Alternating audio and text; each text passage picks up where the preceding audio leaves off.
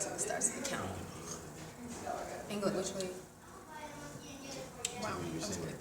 That's where I'm centered. If I do. Basically, the group is. All right. Yes, man. If I had the Jay, we're live, all right? That's perfect. Perfect? Jay, we're live. It was until you kind of changed it. Well, he didn't even get the message. We're live, darling. Ooh. All right. I usually wait till we get some numbers popping in here, but you already have the definitions? Oh, nobody's Yes. in there? No, Jalen. Mental and what was the other one? Liberation. I'll be right back. Yeah.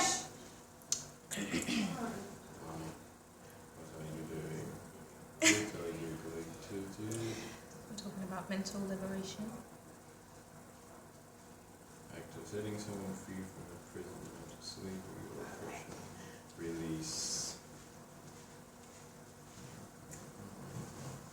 Sorry. All right. Let me be here. Is that better for you? Yeah, I'm trying to get into this. You can keep it with you. It's Okay, Shalom and Ahab. It's Imuna, it's Amani, it's Belief Warrior here with my siblings as we talk on this discussion of celebration. Here I have. Yasmin Brown, also Koigo Fiori. And here I have. The Face Yahoo, aka Deshaun Brown. What's happening, everybody? Okay, we're talking about mental liberation today because this is something that as a melanated people, if we don't focus on first liberating our minds, we'll be stuck between the gaps of basically looking for reparation, looking for all these different answers, but still there's a struggle within the mind because we haven't gotten past certain barriers to help us move forward. And we can't move forward if we are still bound up mentally, because you can be free, physically free in the natural, but if your mind is still in a state of bondage, then you might as well, you're just as worse if you were in a state of bondage, literally, if you're in that physical state of bondage. So Sean's going to read us the definition of mental, and then he's going to read us the definition of liberation.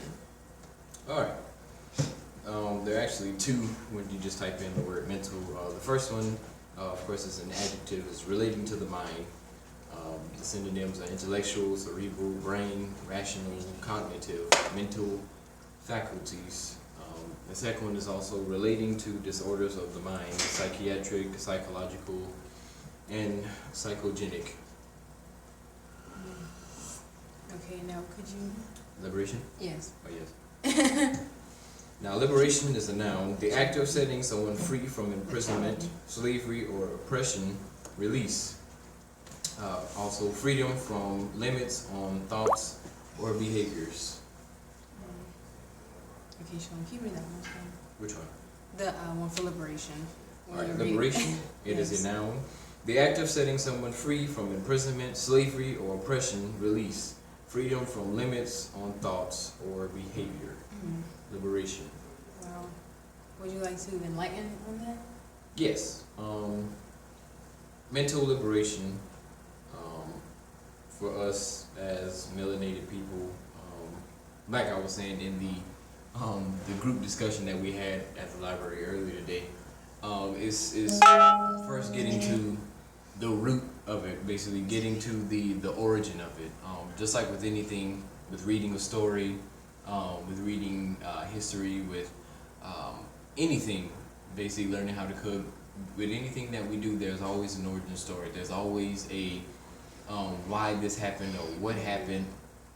And basically when dealing with mental liberation is basically finding out the why. Why do we need to be mentally liberated, and what is it basically that caused us to be in such a place of post-traumatic slavery syndrome that we are in now? Basically, what is it that caused us to be in such a place to where we are locked in one mindset, to where basically we have to be liberated, we have to be freed from a certain mindset that is basically literally killing us daily.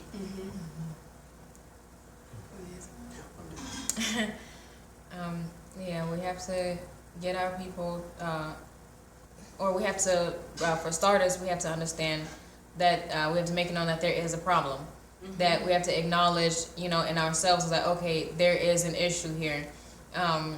Needing mental liberation, knowing coming to know what the problem is, like what is it that has our people so bondaged, mentally, like what is it that has such a hold on their minds that they can't move forward. It's like basically before trying to bring a solution, it's like we always have to understand what is the problem, what caused the problem. Is like what are the and basically seeing the different symptoms, of the problem. Being able to look and see that for some people is passed down from generations and generations. Like if a dog is basically trained to the point to where he is mentally bondaged, he's physically bondaged for so long that in his mind he thinks that he's still in the cage. By the time you try and take that dog out, and if that dog has had puppies, its puppies will think we're in cages. Like it happens where it passes, through like that's where the dog will be, you let the dog out and the dog will still feel like I'm in a cage. They've done different experiments like that with the mind to see, basically it's like brain games to see how easily the mind can be manipulated into still being in bondage. It's like even if people are allowed to have certain freedoms, their minds can still be imprisoned, and they can still be kind of caged in if they don't understand, true liberty, if they don't understand what it means to be mentally liberated, and being able to point out that there is still mental slavery going on. It's like, you get to see it even in the form we were in today. It's like you ask people a series of questions, but according to a pattern to where it'll always keep them in the mindset of it's still a form of slavery. It's like you're asking them a question that their minds won't have to go outside the box. They won't have to go outside the boundaries to think hard about it. It's like, you ask somebody if someone who is non-melanated hits someone who's melanated, is it right or wrong? Everybody's gonna say, well, of course it's wrong. It's like, if you ask a question, if someone who's melanated hits someone who's non-melanated, if they hit their car, if they scratch it, if they bust out a tire, is it right or wrong? It's wrong. But it's like, okay, it's like before we start to try and appoint certain situations, point the finger, it's like understand what was done first to bring our people to a place where we have to have discussions like this. It's like what happened to basically start it all. Understanding that there was something that was done to mentally cage our people in. It's like, there wouldn't be a need for mental liberation if there at first wasn't mental slavery and mental imprisonment. And so being able to point out that mental slavery is something real, it's like, once you be able to acknowledge that, then we can move forward from there. But it's like until people can get to a place where they can see past, where it's like they don't just have tunnel vision. So you can't just look forward and feel like, well, it's like there's no point in looking back and there's no point in looking to the side. It's like, no, you have to be aware of your surroundings and understand, what happened to cause there to be mental slavery for us to need mental liberation. Thank you. Because we were in a discussion today, we go to the library on Mondays, and we went into a discussion with about, let's say it's about over 20 other people. And the discussion was about white supremacy, racism, and prejudiceness. And, for a melanated person to basically put this together, the questions were, I would say the questions were okay because every question was based upon this person's personal experience. But in the manner that we ask these questions, it's like we have to ask them with a pacifier. We have to ask them with a lollipop because we want to make sure when we're talking, we make sure we don't offend anybody. Right. Whenever you're talking about racism, whenever you're talking about supremacy, whenever you're talking about prejudiceness, people aren't going to feel comfortable. Right. We don't talk about slavery to feel comfortable. I don't want you to feel comfortable when I'm talking about oppression, when I'm talking about when a state where a nation of people wanted us to genocide, basically where we kill ourselves, where they actually had this in action, where you breed out a generation of people so that the outcome will be mostly European by a certain generation, after 10 generations. This happened with the Tasmanians. This happened with the Aborigines. The Australians, we call them Aboriginals, but those were the original Australians. This happens with the Irish. This happened with the Ainu. This happened with the Ainu. What we know is the Japanese, the Chinese. This is what happened. And so when we're talking on this, we're not talking from an angle where this is our opinion because we feel like it's about time. And then there's a saying. There's a saying that I really didn't understand when I was younger, that black people just want a handout. It's like black people just want a handout. And then I heard the beautiful Joyce DeGrasse say, this is basically a result of post-traumatic slavery syndrome. You have to understand something. We're not looking for a handout. We're looking for what is ours. Basically, We've been talking about reparation for so many years, but yet there has been an economic chokehold on everything that we basically try to put some kind of financial investment in. We're the majority, but also when it comes down to the economy, we buy the most. We basically consume the most. We have to basically get to a point where we're the ones that are basically having the businesses. We're the ones that are basically coming together as a people. And it's like, okay, look, I know a lot of our people have differences. We are an aggressive people because also this is a result of the pain that we've been through. Right. We had no coping mechanisms in slavery to the point where the slave masters, it's okay, I beat you half to death, I raped your children and your wife, but we're gonna cope a little bit so y'all can work a little better. Right. This was never basically put forth. So the anger that we're showing forth now is truly the anger of our ancestors. And they say you can't cry over spilled milk, but let me tell you something. If you spill over milk and you don't pick it up and you don't wipe it up with dish detergent, some hot water, it's going to get sticky, nasty, and it's going to draw flies and everything else that you don't want over there. Right. So for every cause, there's an effect. You have to understand that this anger, this passion that we have isn't coming from nowhere.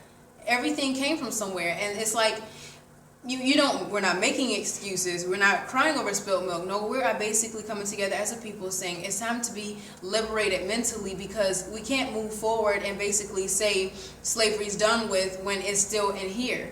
Mm-hmm. It may not be in chains, it may not be in shackles, but if it's in here, it's just as worse because your mind is an incredible thing. Right. And it's also a terrible thing to waste. Right. They say the mind is a terrible thing to waste. And so with that being said, you ought to always keep your mind to the point where, they say when it comes to hypnotism, when you open your mind, you're more receptive to be hypnotized. See, that's something that we've been told from this angle. When you open your mind, you're basically easier to be influenced. That's not the case in that situation. When you basically open up like that, you say, yeah, well, I trust it. That's when you put the trust in the person. But no, open your mind up to the point where you're thinking outside the box, where you're not thinking linear. We don't think linear, right?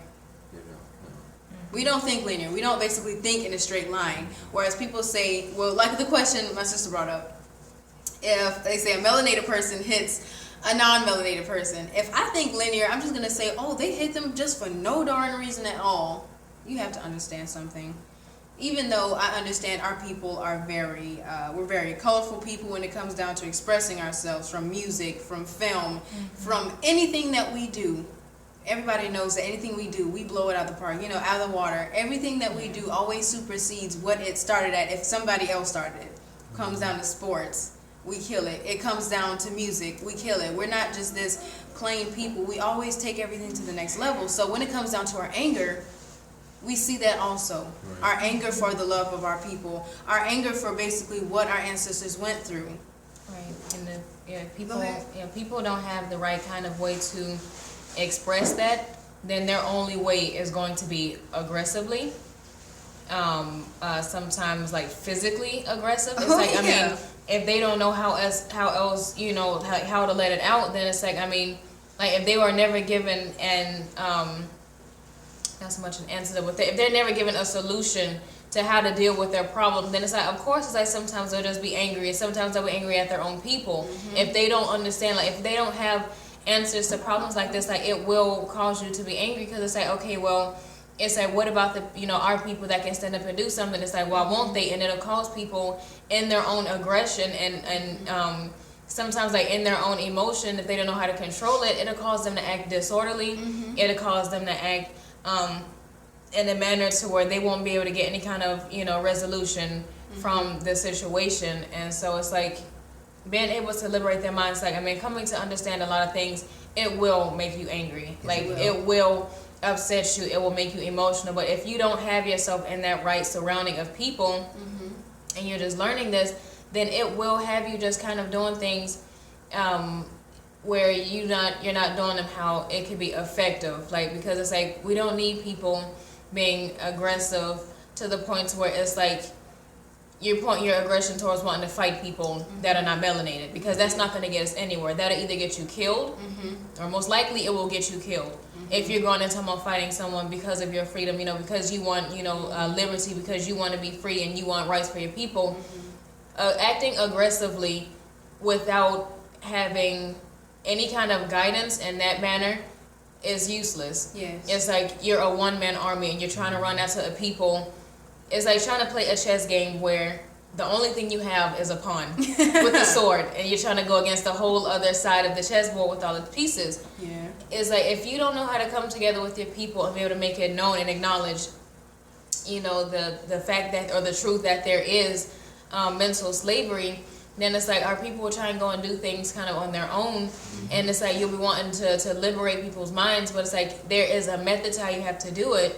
It's almost like people being attached, like these people's lives are attached, just like how it was in the Matrix in the movie. They couldn't just pull the people out of the Matrix any kind of way, Right. because if it was that easy, they could just pull anybody out and, hey, you're awake and here we are. But it took time. It took being able to let the person know and convince them you are asleep. It's like you have to be able to see and acknowledge for yourself that you are still asleep and that your mind needs to be liberated. It took Morpheus showing Neo, it's like you are in what is called the Matrix. It's like you are not awake or basically alive. It's like you are in a tube to where you can't do anything for yourself but be fed disgusting stuff. And it's like, when people are attached and they are mental slavery, you're being fed disgusting stuff that is not being helpful to you. So people's mindset is going to be to where it's not going to be tailored towards, well, I have to help my people, I have to do what's going to be good for us. No, their mindset will be where, as we had the discussion earlier today, where there were a lot of our people trying to stand up for non-melanated people, and it's like, okay, I thought we had this to bring out the problem. It's like, why now it's like everybody's trying to push off the problem of who's the real victims and who are the real culprits in this thing. Like, we can't try and as you were saying, be shy about it. It's like, what's going on? We can't whisper. It's like, no, you have to say it and acknowledge. It's like, okay, if it makes you feel uncomfortable, good. How do you think they felt when they were in their times of slavery? It's like, and if it was not such a big thing, then it's like, why is it so hidden? Yeah. It's like, why can we not learn that much about it? If it was not, if it was, okay, if there was not a problem with it, then why is it so hidden? If mental liberation is not important for our people, then it's like, why is it so hard to cast their minds away from the enslavement that's going on around? And like, it's in so many different forms. Like, how can you not see that it's there? Exactly. Except you be in a place to be able to, acknowledge, as Neo had to acknowledge and see, even though he didn't want to at first, like, it will be hurtful. He said, this isn't real, this can't be real. He came out, he even had trouble breathing, and trouble getting used to it. But the more he began to look and see, he was like, I have to accept it, for what this is, and this is reality. Yeah. It's not a pretty thing, and it's like, and knowing that we can't just try to yoink people out of it, like, saved your life because you yank people out their own way. And if you don't bring out someone who will be truly mentally liberated, you will snatch someone out and cause them to be the worst kind of person. Yes. Because not only will they not care for their own people, they won't care for life in itself. No, they'll be reckless. Thank you. They'll be reckless in everything they do and feel like, well, if this was a lie, then how do I know this isn't a lie? It's like this and that, and just basically pulling from things that can cause them to do a lot more damage than a lot more good. So being cautious in how we do it, and acknowledging, liberation, mental liberation being needed, and, just being able to acknowledge that and see what methods can we use, bringing solutions to these problems and understanding first that there is a problem. Thank you. Absolutely. We're not just here basically to discuss the problem. We're not just a bunch of young adults who feel like, oh, we're just mad at the world. No, that's not even the focus. So we have to understand something. Like, even when a child comes to you and says, I'm hurting, and they're crying, your whole thing is, well, sweetie, where does it hurt? Where does it hurt? How can I help you? I can't help this child if they're not telling me where it hurts. Right. I cannot properly come in and bandage the wound. I can't come and disinfect it. I can't come and basically put this, it could be a broken arm. It could be dislocated. It could be punctured. Something could happen. They could have fallen. They could have slept and swollen. I don't know how intense the matter is. If they don't talk to me and tell me where it hurts, and that's when I can come in and be the caretaker, and I can suit up that wound. And we can't know that if we don't talk about it. You know, we can't pretend like things that have transpired over the years have not happened. And Sean, while we still are still live streaming, can you please do a shout out to all the people that are here, please? Because I can't. Right. Can you go to the top, please? We have King Devon Phillips. Shalom. Shalom, brother. Shalom. Brother Zeus Flippy. Shalom, Dr. Shalom. Zeus. Shalom. Brother Master Rov. Des Skis. I want to make sure I say that right. Des Skis. Shalom in the building. Yah's poet, Leon Ben Yehuda, the poetic wordsmith. Shalom, brother. Shalom. Shalom. Savage Reese in the building. Shalom, brother. Shalom. The real King, Ty Trill 26. What's happening, Ty? Shalom Pizza. But if I may bullet Gene real quick, just to basically elaborate on racism. One of the reasons why we went inside of that different culture, basically setting at the public library where everybody goes in there, different ethnicities. We have those that were partially conscious, Ibram, because I believe that she was conscious in a way. In a way, right. Then you have your, for lack of a better word, coons. Then you have those that are basically just trying to make it, you know. Yeah. Yes. And then you have basically your no-males, your Europeans and everything like that. Basically those that feel sorry for the melanated people, those that basically see it as nothing wrong. And then there were those that were basically that were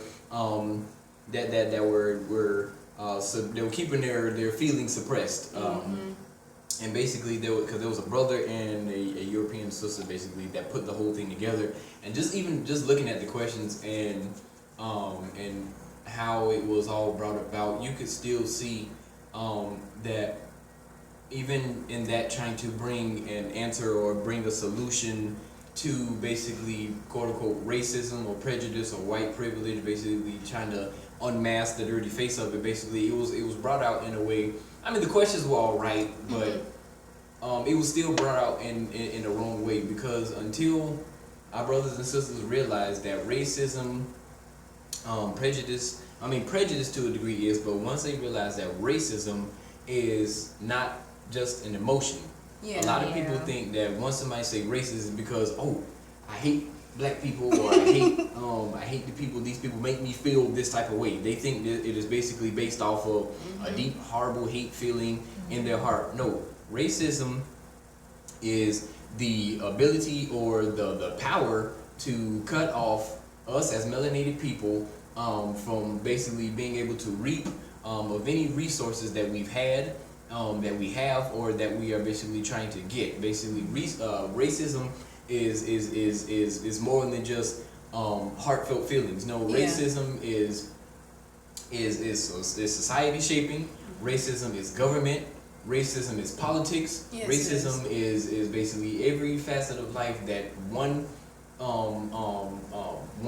sect of people, or one, for lack of a better word, race or species of people, or breed of people can cut off another breed or race of people from progressing and moving forward. Yes. Excuse me. And we see that. And even it has been so well crafted to where we think Right. a lot of people in this generation, even generations, a few generations before us, because even just sitting in that, there were people, I think we might have been the youngest people in there.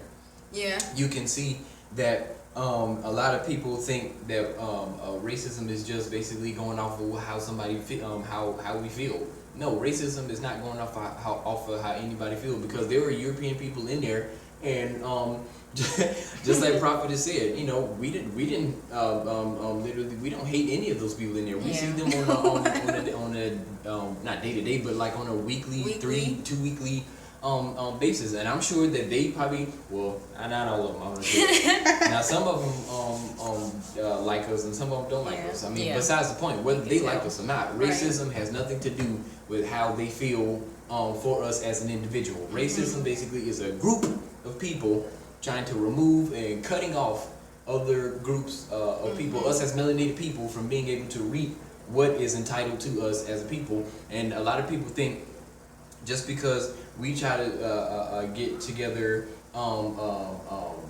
and get what is basically rightfully ours, then that's when a lot of people really start to see backwards and think that we're being racist because we're trying to get what was already ours basically back from them. And it has been, like I was saying, it was so well crafted to where now everything is on an emotional basis, you know, because you have a lot of European and a lot of melanated brothers and brothers that are, and sisters that are out there that have no male friends. I mean, and you know, I mean, but the thing about it is, I mean, though they may not hate you or anything like that, I mean, the truth is the truth.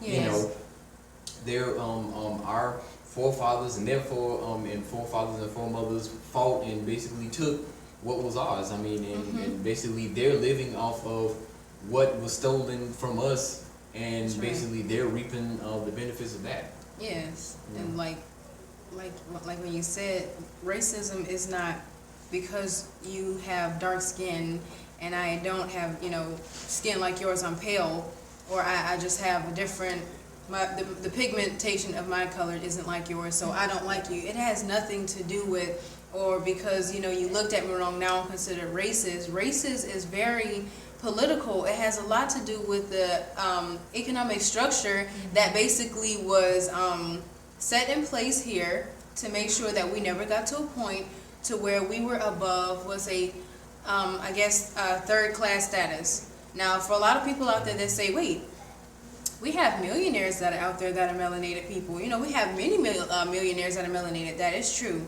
But how many foundations and organizations do we have that are, I'm talking about, to skyrocketing when it comes down to our development, when it comes down to our resources, when it comes down to us basically owning a certain part in the U.S. We even look today, our Ima, our teacher, our Moore, was listening to a radio interview with Dr. Claude Anderson, and we're still at that percentage. It's almost like that we've been at for the longest, ever since we came and got taken over.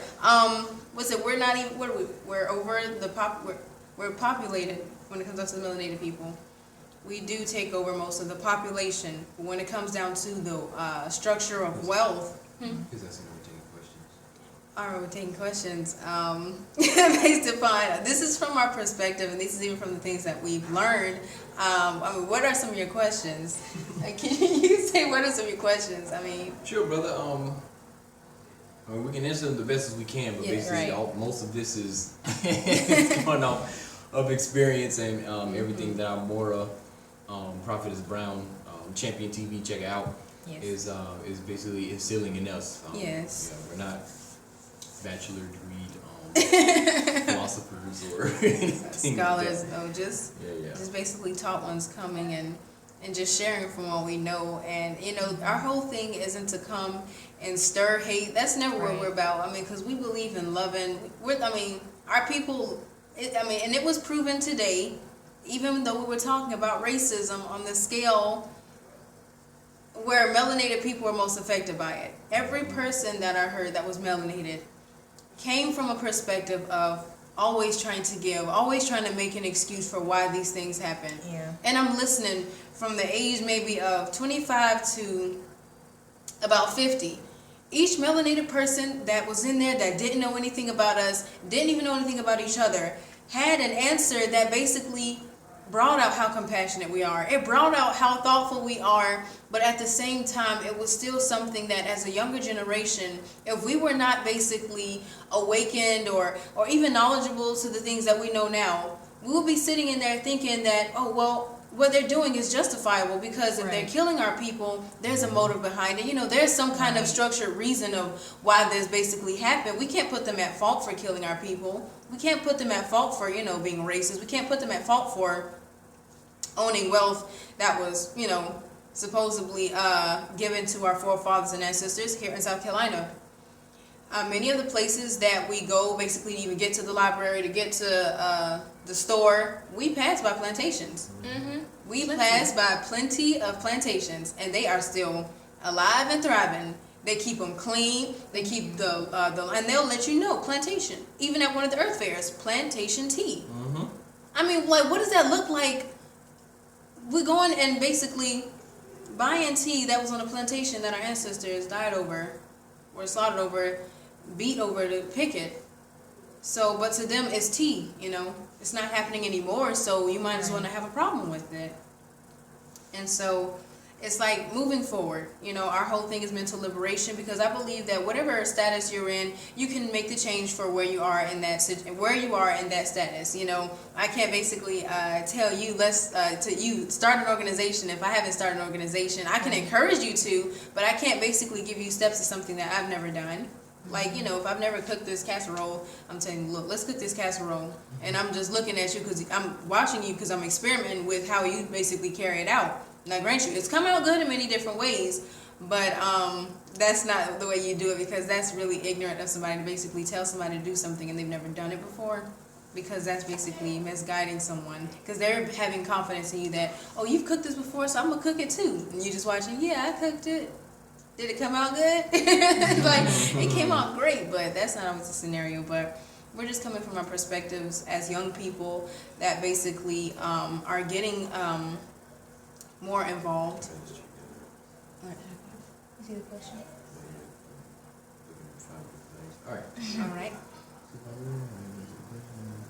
Can you answer? Can you say that one? Oh, he said, my question is, lots of Hebrew Israelites brothers saying the white man is the devil, but Esau was Jacob's brother. Are we brothers today, Esau and Jacob? Brothers with Esau and brothers Esau and Jacob. Okay, well, there are a lot of doctrines out there that basically do teach that. They say the white man, we say European man, because there's no white man, there's no black man. And that's one thing that we try to keep when we're talking about mental liberation, is that as a people moving forward, it may be hard and may be challenging, but there's some terms that we can't afford to say anymore. You know, whether you're in a room with professionals, amateurs on a certain level, I can't call myself black, because I was looking at the amendments, looking at civil rights, looking at black codes just recently, which is something that we're going to do a video on also. We're going to actually read it out to you so you can see that we're not lying. Colored, black, Negro, all these are different statuses. And there's a sentence, I don't want to say what the sentence was, because I want to repeat it verbatim. There's a sentence in that when we refer to ourselves as those three, and I believe it's a fourth one, we just put ourselves in this status to where when people look at us, they'll have that, okay, good, you don't know who you are. We were never referred to as black. And if somebody referred to somebody as black, maybe it's because, maybe it was because of out of ignorance. He said the red man instead of the white man. Okay. Oh, but on that level, who wants to take that question first? You can go ahead. I always back up. Okay. You want to go first? You have something? Yeah, as far as the who they call the red man or the white man, or you know, Esau with the European man, when they say that he is the devil, that is not true. One reason is because for them, for the Europeans to be the devil, you would actually be putting, I mean, for those that may believe and that don't believe, that Lucifer started out as an angel. And so he was demoted, you know, from his position. Now, to say that those that are you know, of the devil, you are putting them in a status that is above us, you know, either like to say that they are white devils, so to say, what's that? Okay. We're in Hukanan, chapter 7, and then chapter 8, when Yahushua was talking to the Pharisees. He was talking to the Yehudim, he was talking to rabbis, and they were probably coming from the Talmud. And when they were talking to him, they made the statement about his mother being a harlot, basically being a whore. And Yahushua, after he basically told them truth, what people will call today a debate, when he basically stated his claim and he said what he had to say, he said that they even conducted themselves as devils. He called them devils. So basically, anybody can be a devil. Right. I've said this, I think, before. If you're coming against Torah, basically, and you basically are to the point where you're denying the Torah, which is Yahushua himself, that's when you put yourself in the status of a devil. We have to understand is weapon from our disobedience. Exactly. But when it comes down to the awakened Ibram, the Hebrews, the chosen of Yahuwah, we now have to walk into that place where we're awake and come into obedience. That stage of I'm obedient, Yahuwah, I'm awake. I don't want this beaten anymore. Right. And because a lot of things that are happening, they do coincide with Scripture. You know, a lot of this is happening because of disobedience. But Yahuwah also said he would not have us ignorant of the devices of Satan, because Satan, yes, he uses and influences a lot of people. And right now, a lot of the things that we see happening that are to whoop us, some of this is actually the hand of Yahuwah, because there's some things I'm listening and it's like no matter how much power it seems like we almost get there, we can't get there. We're blocked. We was listening to Dr. Claude Anderson today, me and my mom, me and Mora. And it's just like we were almost there to getting some liberation, basically, for I think dividing of the land or something like that. And it was cut off these organizations and things like that. But not to sway from the question. Did you? What did you have to say about the question? Yeah. Yeah, I mean, that's right, like how you were saying. It's like, so for us to just try and categorize one ethnic group of people as being the devil, we can't do that, because, I mean, I've said it, there are murderers of all kinds of ethnicity. There are rapists of all kinds of ethnicities. There are thieves, robbers, mischievous people, serial killers, assault people. I mean, anything that you can think of, any criminal that you can think of in jail, there is one of those in every ethnicity. So to just try and say, try and demonize one ethnic group of people, that's not right, because it's like, I mean, you have some of our people, even in Yahusha's disciples, his disciplined followers. Amongst one of those, he said, there are 12 of you that follow me. He said, but even still, one of you was a devil. One of you is a devil. And he wasn't European. He was Hebrew. Correct. He was Hebrew by blood. But because of his actions, that put him in the category as a devil. So we can't say that Europeans are just the devil, when Yahusha himself made reference to, if you are basically against the Torah, if you are one who is completely against it, that automatically makes you a devil. So we can't say that, because we understand that, who the Torah is for, and when we understand the Hebrew people, then we understand, that can't just be labeled as one person. Now, as far as the European people of the red man being Esau, we receive information from Marmora, who takes her time to study and to look into these things, so that we're not caught up in many different, diverse teachings saying that yes, they are Esau, and then it's like there's stuff that's showing that they're not. And so from what we've learned, no, they are not Esau. And is that it comes with understanding. Even with that, it comes understanding the genealogy. It comes with understanding, because you have a lot of our people that have red hair. So for us to just try and go off of appearance, that's not right. Yeah. But it takes understanding the history, from whose father was whose children. So just to throw it out there and say that because of what the Europeans have done, the no-males, because of what they've done, that makes them the devil and Esau, that's not right. Because check the book. So do we keep talking? it's catching up. Okay. But yeah, been able to understand, because there are family, that are not Yaakov, or that are not Jacob, and so we can't try and give that position to those that aren't even a part of the family. Yeah, it's like there's a lot of information out there. Like as far as because people say that when he was born, that it was, I guess it was an over-melanated twin, and then it was a twin that came out, I guess, albino or of another ethnicity. When it comes down to those questions, I can't answer something from something I don't know, and I'll be brutally honest, because I'll be danged before I just set up and try to come up with an answer just to basically lie. There's some things I don't know. There's some things that I say, if pray about it, and then I would ask my teacher about it, and you do research about it. But like as far as just trying to give an answer, I can't do that concerning Esau. One of the theories that I believe that was out there is that they're descendants. That there were descendants of Esau, but that was a maybe because Esau was red, and we see many red-boned people today. Right. With red hair, Right. all type of color, different eyes. There's so many different diverse people out there of the melanated ethnicity. It's like you can't basically just go off and say, "Oh, red just means like a redneck." That's not what that meant. Even from down the customs of hunting and things like that. Like maybe a descendant, but like if it came down to the question, I don't know. Esau is Islam. Do you know that? Yes, we do. Yes, we do. What? Oh, he said, one more question. I was doing some research and I found out Esau is Islam. Do you know that? Yes. Okay. Yes, we do. Yes, we do. The lady, did you see what you heard today when she said she went to Ramadan? Yeah. Y'all caught that? Mm-hmm. Yeah. I know she was waiting to see. She was like, "What religion are y'all?" Yeah, right. Trying to see if we Muslim now. They poke around and do stuff because it's like they see certain things, so it's kind of like they say, But my Tariq Nasheed, if I may interject though, talking about the basically the no males of the Europeans being Esau. Yes, we see what they're doing. Yes, we know what they have done, and what they continue to do. But basically, we have to look at it like this.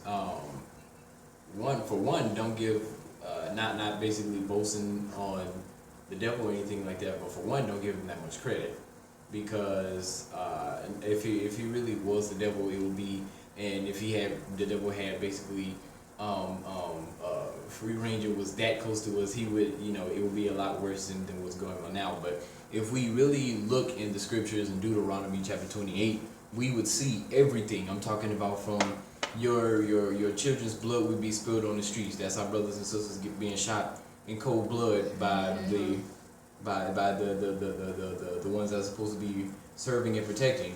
We see that.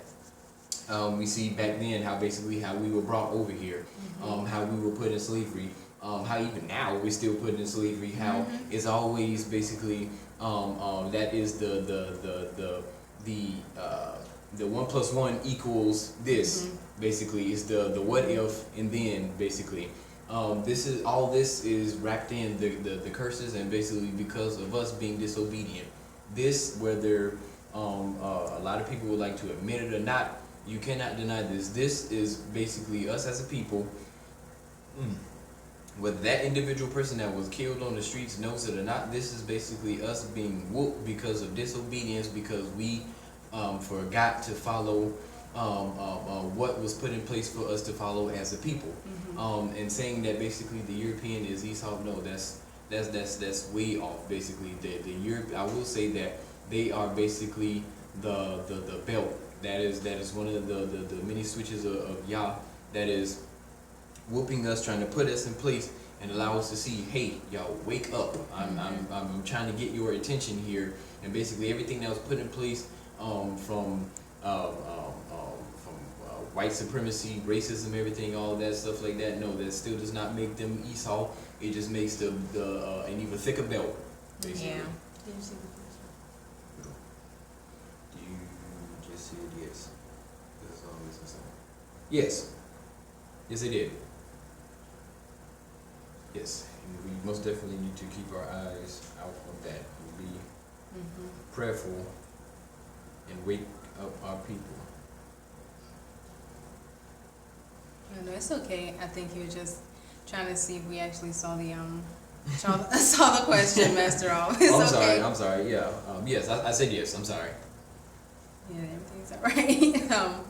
But yeah, it's like, I mean, everything still goes on the bound of mental liberation, because like my thing is you can't be liberated without first Abu Yahuwah. There are many different things that people say. Well, I mean, you can be liberated only like to a certain degree. It's like you can be free from a thing only so much, like the people in the Matrix. That, I mean, I'm telling you, if you haven't watched that movie yet, as old as it is, I mean, right. Please watch it. Right. Please watch it, because many of the systems that we see now that are oppressing us, it's the Matrix. The Hollywood, the fakeness that we see before us, these facades, the lies that we get fed from the media, It's the matrix. It's meant to keep us at a state of mind to where we're basically, what's it, so docile? Yeah. So docile to where we're just at ease, and we put all of our trust in the media, and we're like, okay, they're just telling us the truth. They care about me. And that's really not, that's not the truth, you know. And a movie, too, that you could watch, I mean, I know people probably thought it was annoying, Hunger Games. That right there is another one that's like an eye-opener, because anything to entertain people, Right. you know, to keep people thinking that, oh, this is just a game, even though lives are at stake every day, even though that children are in an arena killing each other. Yep. You know, it wasn't done. They try to hide it behind, oh, because the girl that was in the movie, you know, she was just playing out to be, I guess, this beautiful, perfect character that was a hero, when it had nothing to do with her. I mean, they even tried to put a hidden image in that itself. This was all still about politics when it comes down to it. Yes. Even, I mean, because we are movie connoisseurs, basically movies that have a purpose and that have a hidden message. You know, you don't basically have to forsake movies and things like that.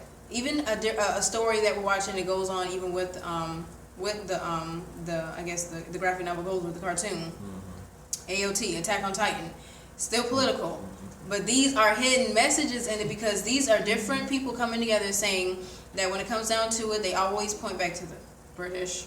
They always point back to saying that in politics, that a lot of this was what basically came about to always make sure, what's the word? When you take over a place, when you, I'm sorry, I lost my train of thought. When you basically go to take over a land, you basically go and, they did here to America.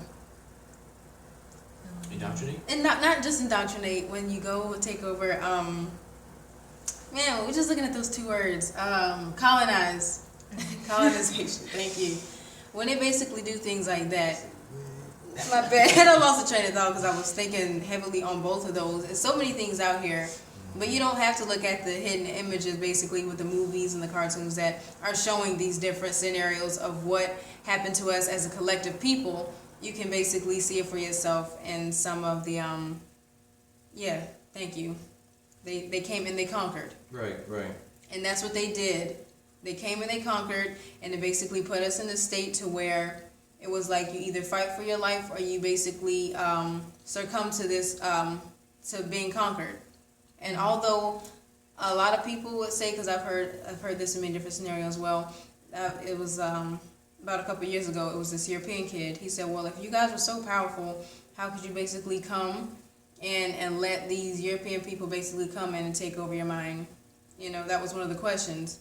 And so it was live, and the man that answered it, he was like, well, you have to understand, young one, we have to understand there is a basically... people always say higher power included in that, you know, because at one point it's like if people try to take out that this was any hand of the Most High's, it's like, so we give all this credit to a people that we basically taught, to people basically that had no basically idea how to function on their own. So that basically puts you in a mindset where you just have to sit back and think. If this basically the teacher, let's say the student is never greater than the teacher. Okay, so we can't take that train of thought out basically when it comes down to the scenario that we have that happened to us being conquered, to us being overtaken. And so with this, we have to basically continue to keep ourselves at a I would say a humble attitude. Just continue to seek Yah and continue to work together as a people. Right. Yeah. You know, even if you start in the smallest stages of networking, you know. Everything works basically that has something to do with our progression. that it does work. Yeah. Every bit counts that you can put in, that you can do, like any work that you can do towards, you know, mending your community, you know, towards mental liberation, you know, even just being able to share, you know, with a fellow brother or sister, you know, it's like letting them know you are someone special. It's like you are not meant to be the world's floor mat. Right. Yes. And allowing them to know, it's like, I mean, yes, it can be scary when you look and see on TV, and it's like the only people who are getting taken away in body bags are people with melanin. And you can see that they're trying to mentally cripple our people to feel like I can't do anything but succumb to, you know, the ways that they're putting out there. It's like I can't do anything my way, because if I do, then I'll be totally lost. And it's like, no, it's like if you understand your rights and you understand who you are and where you stand, then you can basically combat this in a way to where it's like you don't have to be afraid. You know, you don't have to basically feel like your family is at a loss if they are caught in the wrong place at the wrong time. It's like being able to be fully aware and mentally liberated.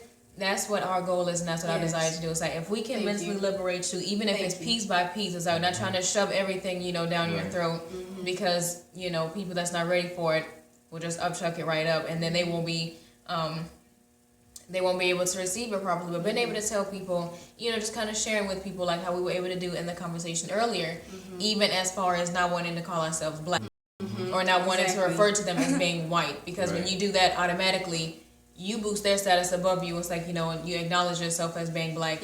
You're belittling yourself. Like, talk about white privilege and white supremacy. You have to understand, where did that originate from? What does it mean, and why was it actually put there? Who put it there? You know, and like what happened? Like, understanding when they said white and black, that was status, because there were those that were melanated that were in the position of they were put in the position, you know, so it could be called white people because of their status level.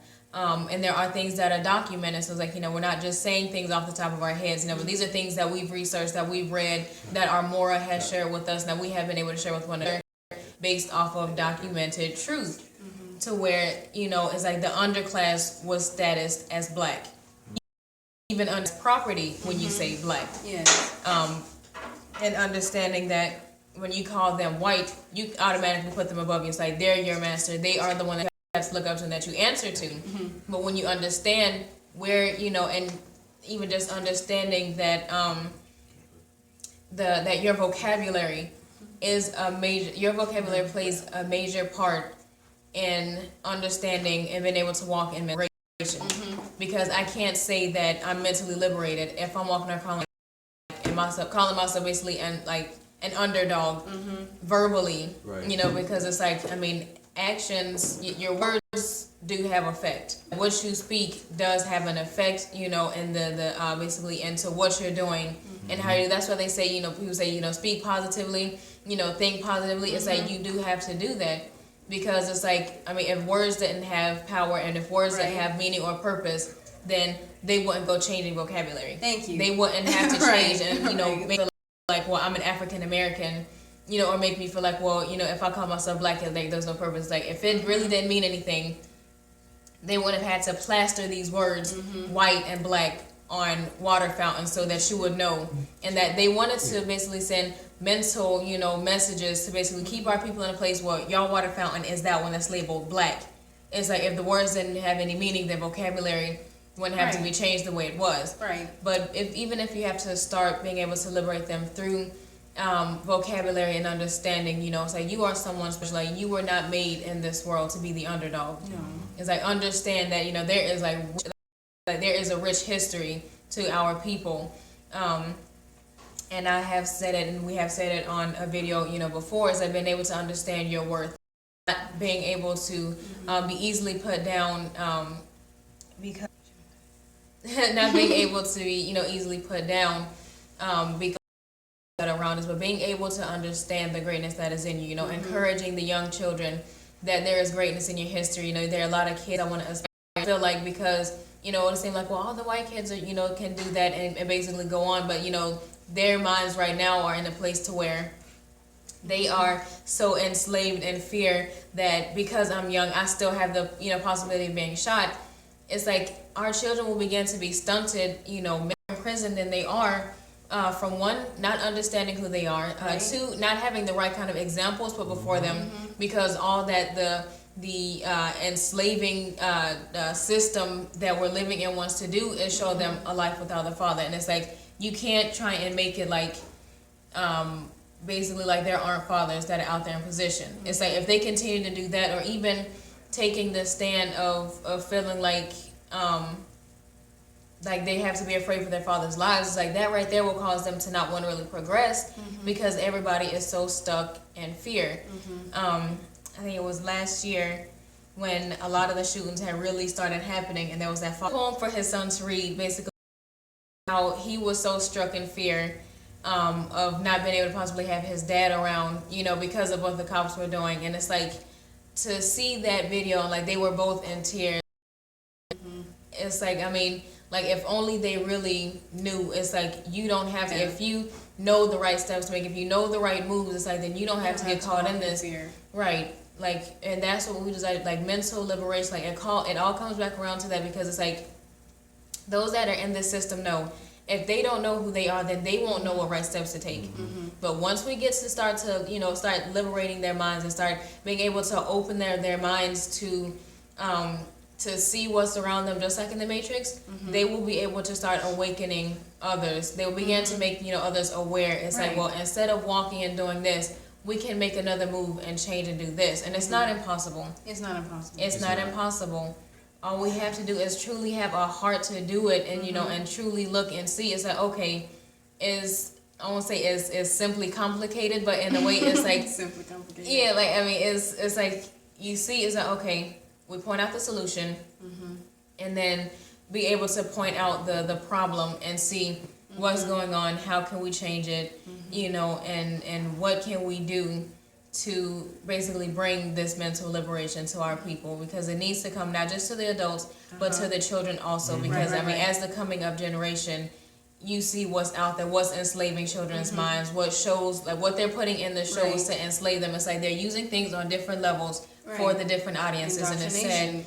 It is mental indoctrination, is slavery. And it's like, you get to look and see what's like, there was a time where if they did put things in cartoons, it wasn't as obvious as it is now. It wasn't as obvious. Like, but you had to be thinking, like, what that mean? Right. Yeah, like then when you got older, it's like, oh, they put like they put crude humor in certain cartoons that you would see, and it's like, then once you're older, it's like, okay, that's the thing about that. Like, why would they do something? Not now. Now they don't leave anything to the children's imagination. It's like, yeah, they have it, and it's like, did they really allow that to be said? It's like, they have ways to enslave their children. So it's like, if they can easily enslave our children, then it's like, how much more should we be able to liberate them mentally? Right. With what we know, with things that we're learning, things that we're aspiring to learn and see. And it's like, and showing them, just because, these school systems are showing them the wrong history, does not mean that they have to take that crap with them home. No. It's like, just because they may learn that in school, it's like, they may come home and say, okay, now that you got that garbage out of the way, it's time for you to see mentally what is supposed to be for you. It's like, steps to liberate the children mentally, but it's like, as easily as they understand, children are easily influenced because they're watching their surroundings, they're growing and adapting to what's around them. You allow a young boy to grow up in a neighborhood where everybody is just rough and aggressive, and they just on cigarette in one hand and then beer bottle in the next. It's like, I mean, by the time they're like 10, if that old, they'll be already doing the same thing. So it's like, if we see that they're impressionable at that age, then we can be able to take these steps to mentally liberate them and show them, okay, you don't need that, because that's going to be mental poison. That's going to be enslavement to you, and show them there were young melanated children that did great things. The stories that you see them making now about children that are no males, they were inspired by children that were melanated. Right. Like the story of Hunger Games. They got her character from a melanated young girl who was accurate with shooting a bow and arrow. And I've seen a picture of her, and she was so cute, and she had long ponytails, and her skin was beautifully melanated. Now they will take that picture and switch it to like 18 to 20-year-old no male. She has one ponytail, I can barely say braided, but anyways, and make it like, well, she's the iconic, she's the idol, she's this hero.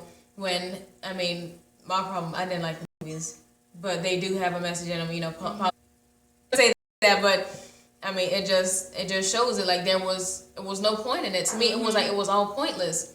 You go through all of that just to end up pointlessness. It was like, if they can do that, then we can be able to liberate our children through things that we do. It's that we have the works and the craftsmanship to do. So you look and see the creativity that our people have we don't have to look to the industries to do this. You know, we have artists, we have musicians, designers, and things.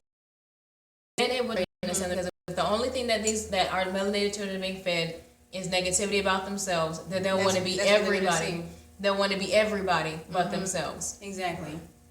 We're gonna do a shout out to all the people that have just come in the last that we didn't. I believe the last one. I'm not sure if he's still if he's still in there, but D Red, the Blue Collar Scholar, what's happening, famo? Say that one. Oksana Richards, Shalom, how you doing, sister? And brother Malik X, peace, brother.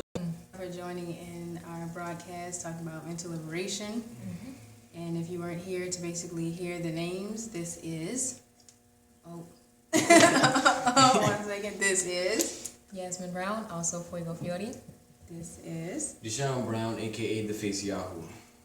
And they are here today, and even Sunday. We've kind of had some real in person people liberation, and we weren't, asked to get in. I mean, we basically didn't volunteer in any situation. Well, let me speak this. These were situations that presented themselves to us. We saw an opportunity, and we took it.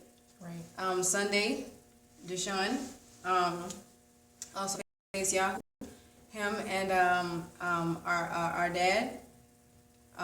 They had a chance basically after we were feeding them there, telling them who they were. But the thing is, because we had been going out there feeding them, they was like, we've been thinking about this, and so they asked him some questions. We were getting ready to leave, and we got there right on time because it's like he was really. We stayed in the car because we were actually about to go. Right. I wanted to go out there too and speak, but at that time we had already loaded up, got the things in the car, the waters, the rest of the place. I was gonna go and stop to the bus station to go pass out the last plates, and the brother had basically stopped Brother Deshaun. And they were talking about some things, and I was like, I know what they're talking about. I was like, I see it, I know what they're talking about. Because it was just like, the questions is like, y'all come here, I know y'all Abram, I know y'all Hebrews, and it's some things that they had questions about, and they wanted to know. Right. And we can't take that that view that we're trying to, press this upon our people. I know the scripture says, cry aloud and spare not, but he also told us that he would make us fishers of men, basically where we'd be able to be wise and we'd be able to be tactful in how we speak to people. Right. Even businessmen know there's a tact that you have to have when going to people. When I'm basically doing things for melanin empowerment, I just can't say, hey, I'm this for our people. You need to be here telling the people what they need to do. So make a video. They're going to be like, I don't know you. And sometimes they won't even answer. And then sometimes you may get an answer with a lot of colorful words in there for you, especially for you. But you can't do that. You have to basically know how to talk to people. You have to know basically and use discernment. You have to go. You can't go in there and have couch. You got to know what you're doing. Right. And there's a method with everything. But do we have for being with us? It's just a night session that we wanted to do. We were going to do something originally, I think a couple of days ago, but, it kept leaving us and escaping us. So when we basically had two opportunities, basically him personally right there to speak to and bring some enlightenment. Right. Then today to be able to speak about it, in a public group of people. It was even filmed, so it's like, okay, you got to expect more people to want to hear where you're coming from. Yeah. Because people can tell just by the way that you carry yourself. There's a different demeanor from people who are, I would say, awakened from people that are still numb to the things that are going on behind the scenes. Like for, let's say, like an actress or somebody aspiring to be an actress. You only know half the story when you're looking at these actors. You're thinking, oh, all they got to do is get dressed and let's go in. No, you have to understand there's a lot of, they say internship. I know they go through a lot of interviews. They go through a lot of things to become an actor and an actress that when it comes down to it, it's nerve-wracking. Even seeing from the people that we've even dealt with personally that have had some experience in that industry, it's nerve-wracking. It's they say it's challenging. Even with modeling and stuff, they said it's challenging. It's not that what you see on the surface this beautiful finished product. No, it takes a lot of work, and they said it is strenuous, it's stressful. So it's like you understand. Not saying that being awakened is stressful, but I guess the things coming with knowing a lot of things behind the scenes, it can be something that it just causes you to be aware. I'll say that. It causes you to be aware. It doesn't mean that you can't hold your head up high and that you don't have those sunny days, because we do. We always have a sunny day, every day, especially with these people right here. And that's what it's about. And we always promote the melanated family. We always promote. I'm not saying any family should be at all, that we were torn down. I love the way Umar Johnson said it. He said, I saw him never carry an argument over a day. He said, never go to sleep knowing that you were mad at your brother, knowing you're mad at your sister. He said, don't do that. Get it right before the day ends. Talk to each other. Settle it out. It may be one of those things, I don't like to talk about it. That's just me. I don't like to talk about. No. Talk it out. Settle that situation. Because you've been taught that way, to basically just go to sleep. It's okay with it. They have all these different movies out here. I'm going to run into a room and we're going to do this. We're not going to talk about it. We're not going to talk. No, talk about it, because in the future, if families took time just to talk together and sit down and discuss basically what could be done to bring the family closer. And we know that it's 9 of us, 2 girls, 7 boys, all by the same parents. And it's some things you have to come, it's some things like, our mom and dad told us that all across the board, whatever you have to talk about, don't ever feel like you have to talk about it to someone or you talk about it with me. Right. You should never have to feel like I have to talk to this with a friend or with a sister figure or brother figure before I can take it to my parents. Why? Because they won't listen. That should never be said. Right. It has been said in families. Even with some of the people I've known before, they could not speak with their parents. And a lack of basically settling out issues before they escalated to the extent that they were, to the point where years later we still can't talk. It should never be said that. And I know some things seem like they're irreversible, but trust me, as long as we still have time on this earth, as long as we still have breath in our bodies, is every day that you can work on your relationship with your family. You can work on your relationship with your siblings. You can work on your relationship, with your wife, with your husband, your aunties, your uncles. You can do that. And the thing is, as long as you know within yourself that you did everything that was in your ability to do so, it's not your fault. It now lays in the hand of the person that has to reciprocate it. Right. So that you know that you've done everything that you. Everybody took that mindset, we'd have so much more exchanging going on than more people just taking from people. Right. It's an even exchange when me and my sister talk. That sometimes I just listen, and I listen to her, and then sometimes she just listens, because sometimes I need to pour out to her. Sometimes I just need to tell her some things, and she'll be looking, I hear you. And sometimes she doesn't talk because sometimes it has to sink in. First you have to listen to it. I mean, like, how in the world as soon as you say something, I automatically have an answer. You didn't even listen to me. Yeah. But not saying some people don't think like that, because some people are very fast thinkers. Some people can basically come up right there with, I guess, an answer, or even they can add in right when they're listening to you. But she'll listen. Even this dude back here, I mean, he's our big brother. We talk to him and stuff. He even comes to us and talk to us. He does. He talks to us, and sometimes we don't always agree. All 3 of us don't always agree. But it's like, no, before the end of the night, we're going to find out what's wrong and we're going to settle it. Right. Because that's not the way a family should have to go to sleep, or basically in that day angry at each other. Like I said, you never know what the next day is going to bring. People out here dropping like flies, and you don't know, we may have to work as a collective group and help somebody. We may need all that brain power to come together and basically help somebody. Well, we can't do it if we're at odds. I'm looking at her like, I know what you said last night. And we over here fronting, basically saying we're happy and we got everything together. No, we have to basically settle those things. So if it comes down to it, that's a form of mental liberation also. Understanding that the melanated family has to be one again. Right.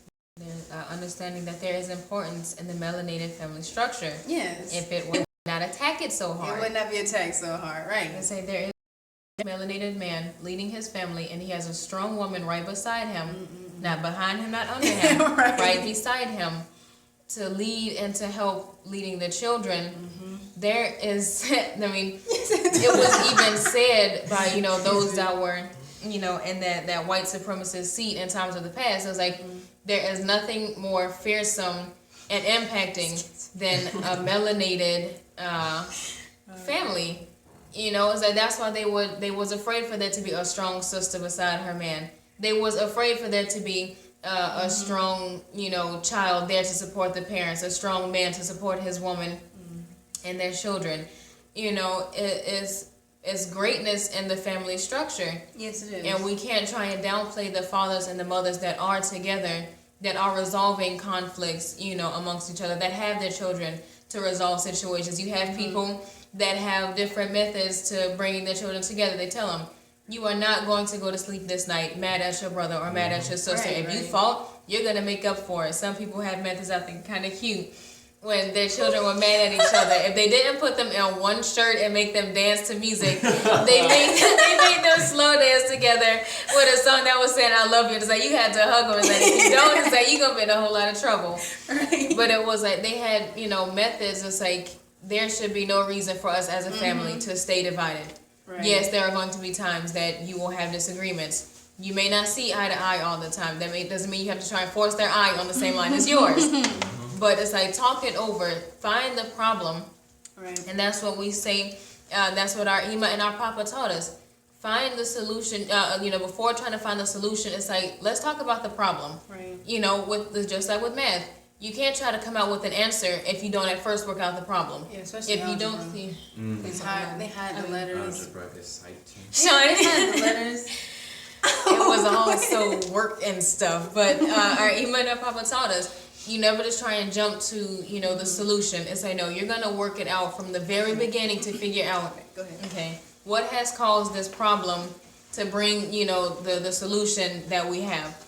And so, like, we can't be trying quick to jump to these issues without wanting to find an answer. It's like, no, if we have a disagreement, you are going to need to talk it out. You may not feel like it. There were times where I was that same way, where things would be bothering me. And my sister and brother, you know, mine and Sean will be able to tell, and it's like, I know something's bothering you, and it's like, well, I'm just gonna go to sleep and pretend like you don't know. But it's like, no, we would stay up like 6 and 7 hours of the night laughing and talking about the time we're going to sleep. We're going to sleep with smiles on our faces and pain in our ribs because we have laughed the night away, you know, bringing a resolution to the issue. Yes. And it does allow, you know, a better, it allows better communication. Yes, once it does. you know, talk things over. It allows better workmanship together, because it's like you can't be mad at someone and not properly, like if you're mad at each other, you won't be able to work properly together, because your mindset will be, well, I don't want to talk to that individual or look at them, so you're going to be trying to avoid them. And if you have to work together, Yep. you can't get things done that way. It's like trying to be cogs in the same clock, and it's like, well, I don't feel like twisting their way today because I'm mad at them, so I'm going to twist the other way. And you trying to twist one way, and so it's like you're working against, and the whole clock is just going to be a big jumbled mess. Yes, it is. But being able to resolve these things, because being able to resolve things in families like this is also a level of mental liberation. It really is. Understanding the importance of the family, and understanding that once we come together as a family, even understanding if I am not your blood relative, that you are still my family. Like that right there can bring liberation to people. Like being able to tell people, like when we were out yesterday, sharing with those, you know, sharing the food and the water with those that were less fortunate. Being able to give them, you know, leave us shalom, and we love y'all, and y'all are on our hearts and on our minds. Leaving that with them, that you see, like people turn around, and there's that thing is that we love y'all too.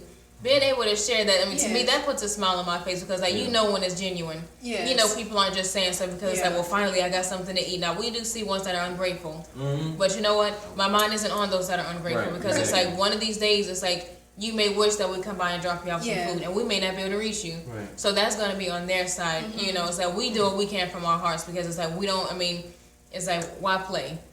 You know, like why play around with it? But like being able to give it to people, being able to see there are people that are intimately thankful for what we give to them. Some will say thank you with a handshake. Some will smile with tears in their eyes. Some will hug. We've had people to hug and people to cry and say, you know what, this feels him does sometimes. You know, thank you. It's like I know that y'all are people that are true. You know, and that y'all are people that are compassionate, you know, about what you're doing. As long as we have been doing this, we have seen different scenarios. We have been in the midst of people with different attitudes. We have had people that were ready to fight. Once we had one of our brothers out there giving the food, and the old man decided he wanted to try and kick in our brother's direction. So Yeah. it was definitely, you get a different like mix of emotions of people out there, and it's like, and if you're not in a place to understand, like, this is an individual, yes, he's older, he may be surly, but it's like, this is still a form of mental slavery. Yes, it is. Because they're afraid and they don't know, is someone else to hurt me? Yeah. Is someone else to play a trick on me? It's like, and if they don't get to that place of mental liberation where they understand, you're here to help me, you're here to lend a hand to me that no one has ever lent to me, and if they were, it's because they were going to put it out, and say, psych, I'm just playing. Like, I mean, that's mental, they still have a level of mental slavery that they're in, and so it's like, I didn't take it to heart what he did. I mean, we kind of had to laugh at it, but it was also sad because it's like, he was so aggressive to the point, like we were saying earlier, he didn't know who else to take it out on but people that wanted to help. Yeah. People have been injured to the point of they don't know what else to do but act aggressively. And so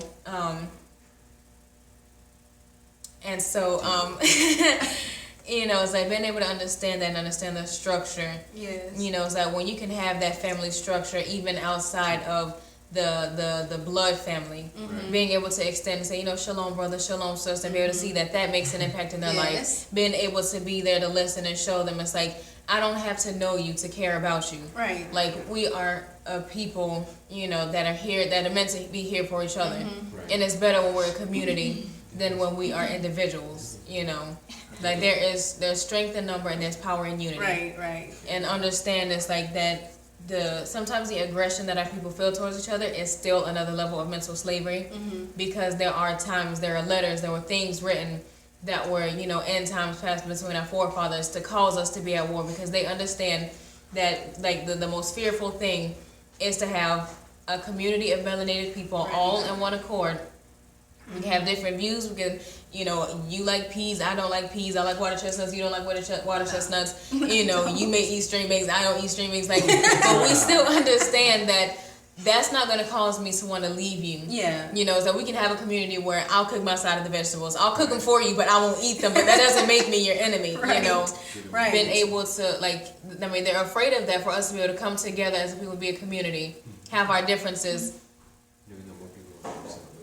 and yet be united. Like, for there to be a family that is one and that is united. Because they're not showing up on here, probably because of the buffering. Yeah, they're not showing. Oh wait, well, I got them on here. All right, brother T Duck, he said, "Power to the people, peace to the system, brother." Sis times 2. Ultrasounds 9 said, "True," and Yasharala, grace, peace, blessings, favor, and love to you all in the live chat, and to my 2 Akodis. Then the antagonizer, shalom and happiness to all the living organisms. Shalom, what's happening, family? Thank y'all for joining us. Shalom, and thank you for joining us. We just came in on our side. Yeah, it's kind of late. More than just your sister. Well, you should wait. The shalom might have been to you, then it might have said to the 2 Akodis. It might have been that. Are you gonna read the comments? Because I read the comments too. So, Oh, you can read them. Oh, he said, "Stop looking for differences, but rather commonalities." Sis, Yes.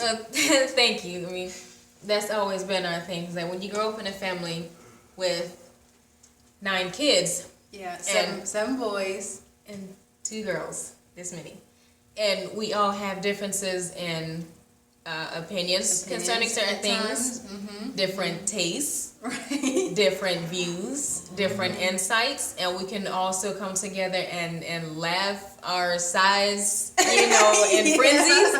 So I've been able to do that.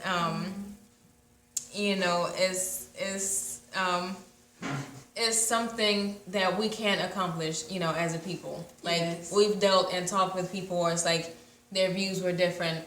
But it's like, that doesn't make you my enemy. Being able to understand that we can put differences aside when this comes to the livelihood, when this comes to the life of our people, the living, the progression and continuing of our people, the empowerment of our people. Yes, can I please add something? Yes.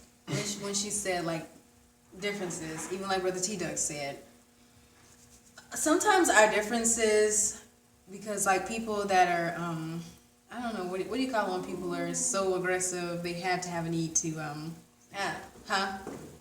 Fight, but learning how to basically, even through our differences, learn how to apologize. You know, that's something that you're supposed to learn in kindergarten. When they say if somebody hits you, hits it back, you're supposed to apologize. I think even in the generation now that I see, because if I've done something wrong, and even like if I feel inside, I want to apologize. I'm just that type of person that if I do something wrong, I'm so sorry. I'm so sorry. Like, you don't understand, because when I was young, I was like, I never want to offend anybody. Mm-hmm. Not knowing that, sweetie, when you get older, just by being who you are, you're going to offend people. I didn't know that, you know. But coming together as a people and learning how to, because we have differences, that doesn't make us enemies. Like, oh my gosh, like, we've been in situations where I've tried. I was like, I'm very sorry. Like, I mean, it's like, if we have differences, it doesn't make us enemies. There's just some things that we will not come eye to eye on because, in my opinion, or my perspective, or even what I believe, that does not line up. And even if it's common sense, that's not right. It doesn't mean if you have a different opinion on it, that means we're going to hate each other. Mm-hmm. When it comes down, like we're saying, mental liberation, it starts at home and then it spreads abroad, right? If you're not taught this at home, you can't teach anyone else. Nope. Now, granted, we've had people that beat the odds, that have come out of broken homes, that have been basically come up to the point where they said, no, I'm not going to be basically how my past was. Mm-hmm. Our mother is an example of that now. So basically, we can't say that, you know. She came up, I mean, our mama is a gangster, okay? Yes. But she came up, she's a gangster. And so it's like there are people that basically defeat the odds, because that is the power of Yah and them saying, you know what, he sees something in us, and then when we see it within ourselves, that's when we rise to overcome. That's when we calm. You understand? Right. Yeah. Because we can't do this basically on our own. And it starts at home, and then it spreads by, like I was saying. But the media doesn't teach us this. It basically teaches when it comes down to siblings, oh, siblings are supposed to hate each other. Oh, siblings are supposed to be on their phones 24/7, 24/100. Only reason why basically we do what we do. We have businesses that we take care of, all these different things that we have to take care of on the internet. Yeah. So if we're on our phones and we're like over here doing like this, we're taking care of business at that time. Right. You know, we're doing something. We're ministering, and it's something that we understand. It's like I'm not gonna be sitting down like. And she's like, oh, no, she's going to tell me. You know, she's going to tell me. But they do stuff like this in movies and shows, because the thing about it, though, they do this because it's like whatever you perceive, whatever you're watching is going to slowly influence you. Mm-hmm. The commercials, they're slowly influencing people to always laugh, take the daddy as a joke when he's doing something, trying to be serious. Right. Never respecting the father. And like I said before, there is no way on Yah's green earth would I ever disrespect my father. Right. He had a huge part in bringing me here, because it takes the sperm and it takes the egg. Mm-hmm. There's no way in the world I could basically have partiality with my parents, and there's no way that I could take everything that he's done and labor to do as a father and say, oh, it doesn't mean anything. Because for me watching these shows on here, it basically shows that even though you had hard work bringing me here, a big responsibility, I'm just going to be like, oh, whatever, because I'm just feeling, you know, I'm in my feelings and I don't want to listen. Right. No, you are never supposed to disrespect the man of the house. Right. It doesn't even matter if you are having basically a situation, you may not even agree, you understand, because disagreements are going to come. You don't ever disrespect the father of the house. You never disrespect the mother. But please understand something. They are always pushing society on the media to disrespect the father. And, shout out to him. Oh, shout out time? Okay, we might have some more shout outs. I'm sorry, I can't see it on here. What we got? Alright. Wait, where did we stop? Ya'ar. Did we say shalom to Ya'ar? No. Okay. Ultrasounds 9, no, teed up above that, stop looking, oh yeah, no, we said that one. Ultrasounds 9, shalom to the big bro and y'all two beautiful singers. I watch y'all on Facebook. Shalom, thank you so much for tuning in. Brother T-Duck again, he said it's not late, it's only almost 8 o'clock. I don't get that. Ya'ar said, shalom family. Ultrasounds 9 again, he said, keep up the wonderful work, shalom. Shalom to Miss Brown also. Yes. And then also, T-Duck said, learn to fight in other ways. As the saying goes, there is a million ways to skin a cat. What? Kid Crash in there. He said, hey guys. And then he said, you're absolutely right. What's happening, kid? Shalom. Then T-Duck for 15 again. He said, sometimes people act out for attention, meaning ignoring Yeah. them might be a better course of action. You absolutely right. Oh yeah, Right. we definitely don't give attention to all the foolishness that comes. But then Yeah. I learned to basically, cause I always I guess I have such a big heart for people. Like when I see them doing stuff, I'm like, well, no, just pull them aside. Can you look? Just calm down. Because like sometimes when people are craving attention, sometimes they don't get it at home. You know, we Yeah. situations like that where we had a summer program taking care of the kids, and they were beautiful children, because I look at it like this: you can't always blame the children, because children are the most influential. I mean, they're children. At certain stages, they're the most influential than they'll Right. be when they get to a certain age. And it's like they've been influenced to act like this is because, one, they don't get the attention, two, they don't get the attention, and three, they're not being imparted into. Kids need more than just food, poop, bedtime, and that's it. No, Right. they need attention, okay? They need you to that talk to time. them. They need to know who they are, and they need that one-on-one too, basically, when you're imparting that knowledge. Right. Because it's gonna one day is gonna come a time where not so much their life, yes, their life will depend on it, Right. and that's one thing you can't ignore. That even at the age that they are, there are still dangers in this world, and although I never have the thought if I you know when having children that I would have to have my 1-year-old by themselves. Yeah, y'all forbid. I can't even imagine that my 1-year-old being by themselves. But you have to basically train them up, so basically they will know exactly what to say. Even our 8-year-old brother, he knows who he is. Don't call him black, okay? Don't call him black. Don't call him black, okay? Don't call him that. But he's heard us say it, and he's not just repeating it. This is something he means inward. Like we'll be at the library, he'll be playing with kids his age. Like I said, it starts at home, spreads abroad. Mental liberation, liberating even the young to where you're not just settling for terms that have nothing to do with you. Right. Black is not synonymous for an indigenous Ibram. That's not synonymous for that. Black. Most of our skin is brown. You understand? Right. It's not synonymous to who you are. It's not synonymous to your culture. So basically, they have to know this. But when it's stated for generations and generations, it seems like it's normal. Mm-hmm. Like, doesn't it seem like it's normal for when you watch TV, the average show, people not to respect the family order? No, that's normal. Yeah, that's normal. So, you know, we understand. No, that's not normal. Right. That's why you've been shaped into thinking this way, this structured life before you is okay, and it's indoctrinated through commercials, through cartoons, through TV shows, through movies, and that's not the way it's supposed to be. And so I try to show compassion any chance I get, have a heart for people. Like even when I'm mad at people, I don't ever want you to be my enemy to where I feel like I want to kill you. Right, you know, right.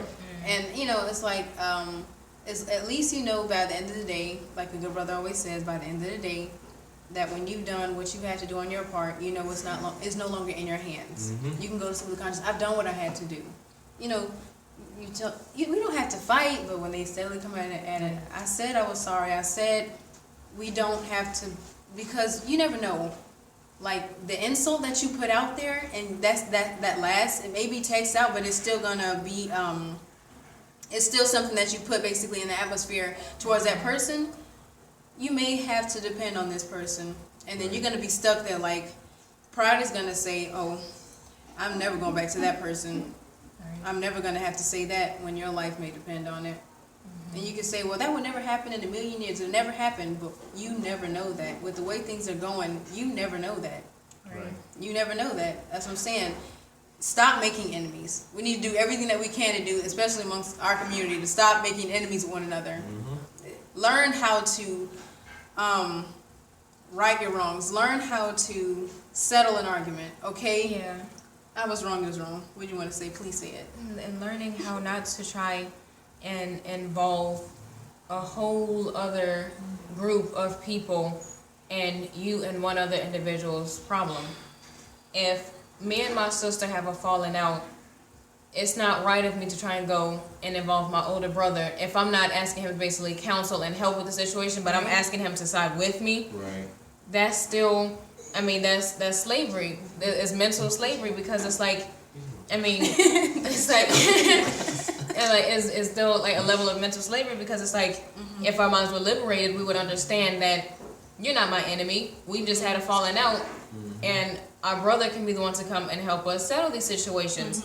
You know, instead of him coming and take sides and try to basically put someone at fault, you know, or try to make someone look at, you know, another melanated individual as their enemy. They have the same words of the enemy of my, they say the enemy of my friend is my enemy.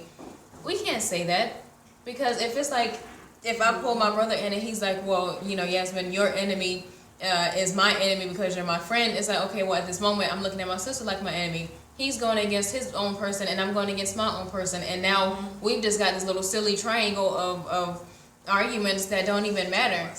And it's not, I mean, of course that would never happen. You gotta know that. That would never happen.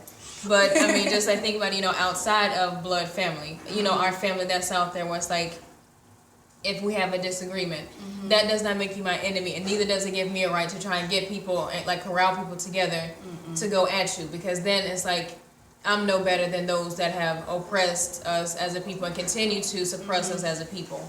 You know, it's like that puts me in a position to where I'm looking down on you like I'm the white supremacist and you're the black people.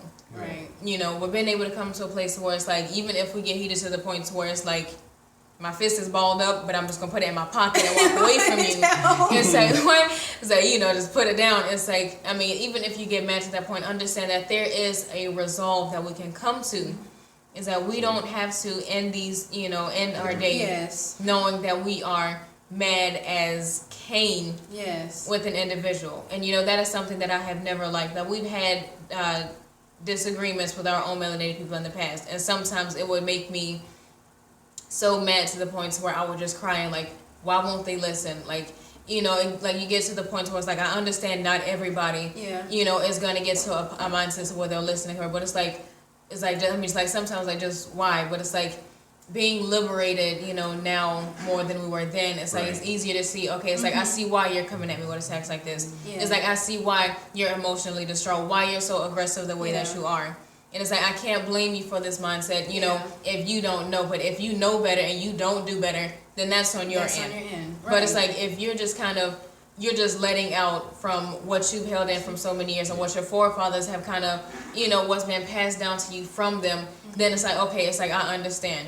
It's like, you may want to fight me, but it's like, right now, it's like, I'm showing you. If you want to swing, it's like, of course, I'll dodge your blocks, I won't let you hit me. But it's like, I will still be here to listen to what you have to say and help you, you know, and show our people. It's like, not all of us are out to hurt each other. It's like, and don't take that mindset that as soon as you see melanin, like, I mean, you have people that make, you know, they try to think, you know, it's funny and feel like because, you know, it's like, oh, well, because you kind of, you know, young and attractive that automatically you trying to play games with me. It's like, one, don't flatter yourself. And two, it's like there is too much going on in this world.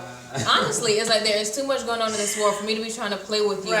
No, because I'm a young, it's like, I value myself too highly. And it's like, and I value you as an individual. To not play around with you and play games. It's like, to see people, our melanated people still die in the streets, there are times I can't even watch that because like it's like I may not have known this individual, but to know that somebody has lost someone, it's like I may never know what it's like to lose a family member that's that close. But it's like you can still, like when you're connected to your people, like you still get to feel that in your heart and feel that loss. When I first saw that, I think it took me a week.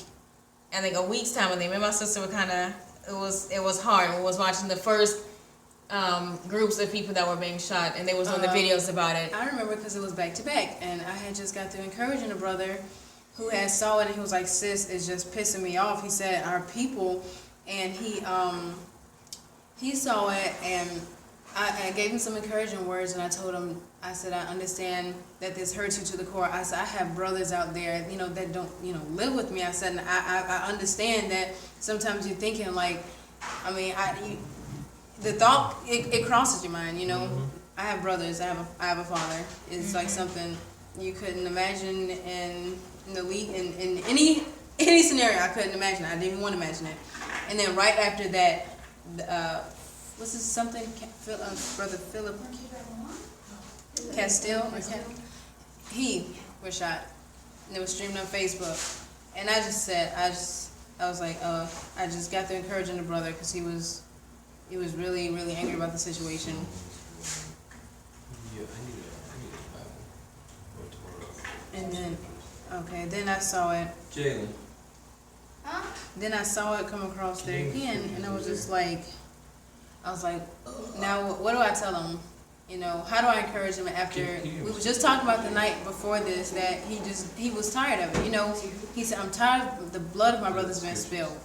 And I'm like, okay, I understand some of this prophecy. Then I said, look, I mean, but it's like, that doesn't desensitize us to the fact where it's like it never happened. Yeah. And then I was like, what do I tell this brother? And it's just like, sometimes just take a minute off of social media. Don't stop ministering to people. Never, don't do that. Right. But the social media, the news that you're getting, they want to play it over and over. Yeah.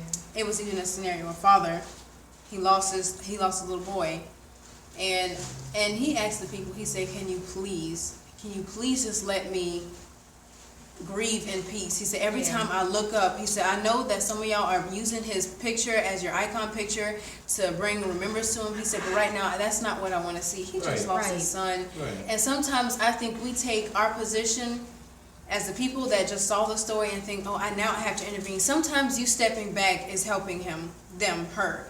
Sometimes you just sending a word of encouragement. I mean, because at that moment, you can't say, I hope you're doing well, because in actuality, they're not doing well. They just lost somebody close to them. Yeah. You know, it's like, just step back. Sometimes stepping back is the best thing to do, because they were putting up pictures of the boy. We'll miss you. You know, you won't be forgotten. But in actuality, they were still putting heat to the wound. They were like jabbing the wound. Like, does it hurt? Does it hurt? It's like, yes, it hurts. Please put a Band-Aid on it. Leave it alone. But it was like, well, I'm trying to see, you know, but all the time that is not the solution, which is why sometimes us getting involved sometimes requires us backing up in certain situations. Now, if it's blood family, you know them and you deal with them on a day-to-day basis, no, you go to that person and you console them with your hug, with your tears, just being there for them. Right. But when it's like a family you don't know, let me tell you something, posting it over and over and over and over again, it does not help. It does not. It doesn't help, because it's like, if you were in that situation, you just saw it. These people saw it, and it's going to be with them because they were there. Now they have to remember it every time somebody posts it up, and they're like, you don't understand what I went through. Why are you putting me in constant remembrance of this? Yeah, and it's like, that's where it's like understanding. It's like social media is not the only way that we can help our people. Right. How? Can you please read? Which one? All right. Starting at T-Duck, he said, I'm righteous and the servant of the Most High. That's all that matters. I move. He said, then Yashruala, no one can question that whom has good intentions at T-Duck. T-Duck came back and said, indeed, bruh. I had to share Cody's on Facebook if you don't mind. Thank you. Thank you so much. Ultrasound, he said, in all cases, or in most cases, division is taught in the hood, the ghetto. And then Yashruala asked the Aki, the face Yahoo, he said, can you read Psalms 1 if you have time for our people watching? Shalom. Just let me know when I can read it. Oh, please no. It's not that long. It's 6 verses. All right. Okay. Psalms 1. Baruch is the man that walketh not in the counsel of the unrighteous, nor standeth in the way of sinners, nor sitteth in the seat of the scornful. But his delight is in the Torah of Yahuwah, and in his Torah doth he meditate day and night. And he shall be like a tree planted by the rivers of water, that bringeth forth his fruit in his season. His leaf also shall not wither, and whatsoever he doeth shall prosper. The unrighteous are not so, but are like the chaff which the wind drives away. Therefore the unrighteous shall not stand in the judgment, nor sinners in the congregation of the righteous. That's right. Last verse, verse 6. For Yahuwah knows the way of the righteous, but the way of the unrighteous shall perish. Shalom, shalom. And it is so. And it is so. Thank you so much for sharing that scripture. Because sometimes we have to be brought in remembrance as the righteous, as we stand up upright, following the Torah, the statutes and the commandments of the Most High, Abba Yahuwah. We understand that we can't go wrong. You know, and he said, I will not have these things come nigh your dwelling. Basically, he says to us, my children who are following in my commandments, none of this harm is going to befall you as long as you stand upright before me. And we can walk in assurance with that. You know, And we don't have to walk in fear. As Yasmin said earlier, we don't have to walk in fear. Thank you so much, Toda Akyashar, for sharing that with us, because we never try to exempt the word from anything. The word is the basis of everything that we do. You know, whether we're having fun, whether we're coming together, you know, the word is our foundation. You know, we stand upon that. It's our solid foundation. It is a light to our feet, and it's a lamp unto our feet and a light to our path. That's key scripture. That's truly what it is. The word, I'm telling you, it is our liberation. It is. It is our liberation. Right. Yeah, that's a part of understanding. You know, that's a step in taking mental liberation, is understanding, you know, identity, understanding who you are, who we are, understanding why are we facing the things that we're facing. You know, why is it hard on us the way it is?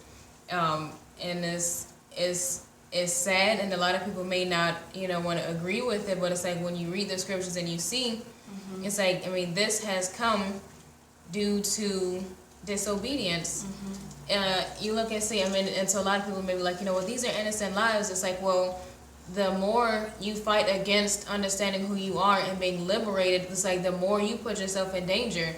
If a father is telling his child that the only way that you can be safe is that you heed my commandments that I have given you, and you stay over in this way, and stay in my arms, and you refuse to do that, doesn't that put you in harm's way? That puts you in harm's way. It does. It leaves you open to things that aren't meant to, you know, to things that are harmful to you. And so understanding, you know, the scriptures, and I'm thankful for those that have shared those in the comments, to Brother Yashar and even to Brother T-Duck, the scriptures, because we can't forget that. We can't disregard that and try to pretend like it doesn't matter, because it does. It's like those aren't just, you know, folk tales. These aren't just little stories that we're reading, but this is history.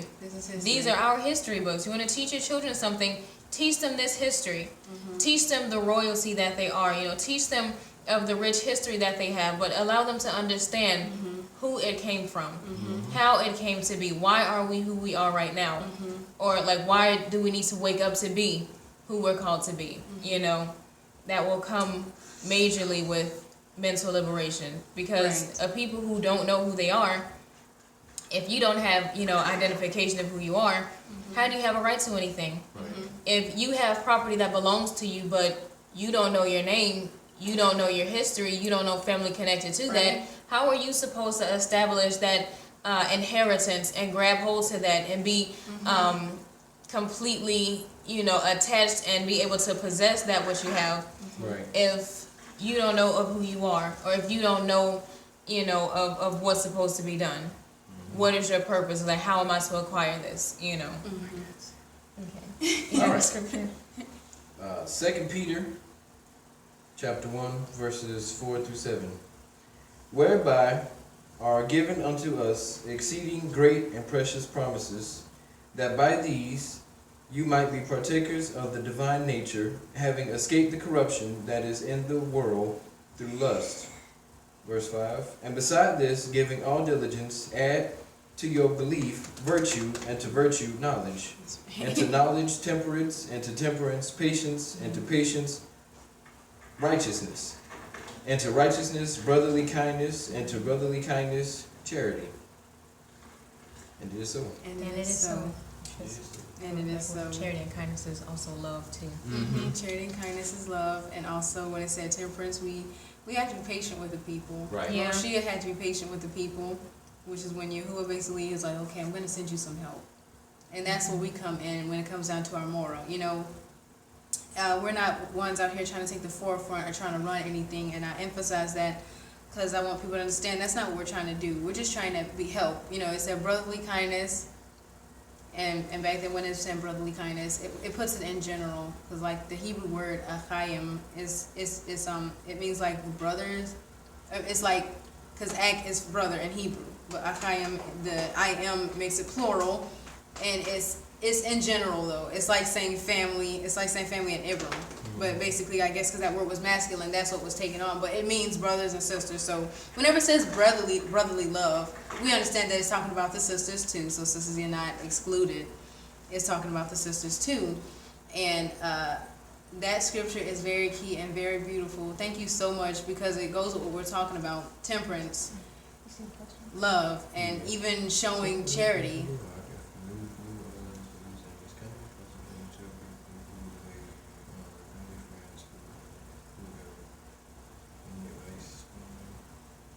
Oh, my bad. I'll read it out. Some people don't care who they are. They're from. Oh, he said, I'm from New Orleans, Louisiana, and it's kind of impossible trying to tell people who they are. Family, friends, whoever. Any advice, fam?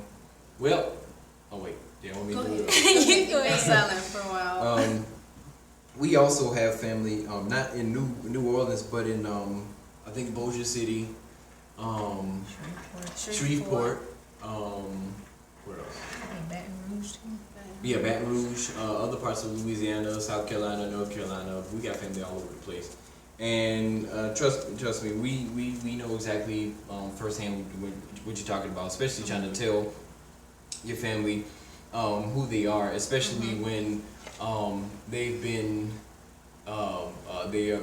indoctrinated basically to the religion of either Christianity, Islam, whatever it is basically that they were in first, and especially if you were in it with them, you know, growing up with them, and they knew, you know, we Christians, we all Christians together, then, you know, you come into the wonderful truth, hey, you know what, that's not right, you know, I'm a Nibram, you know, and then trying to basically reach back to family and tell them the same thing that you've experienced. Sometimes it can be hard, because what a lot of family, what they tend to do is basically do a lot of remember when. You know, remember when you was calling on this name, remember when you was, you know, in the church with us and everything like that and stuff like that, and not basically taking you up, not so much taking you up on your word, but basically believing you and trusting you to basically be able to go and do the research themselves too. A lot of times it can be a little difficult for family. But honestly, the best thing that you can do for now, because there are so many other people basically that go through the same thing, because y'all is waking up the people in separate parts. Now that you are awake, and you have sleep family that's around you, you are the spokesman. What that means is basically not saying that, you know, every day you wake up you go trying to tell them or trying to basically do facts for me and everything. No problem. It was refreshing myself, shoot.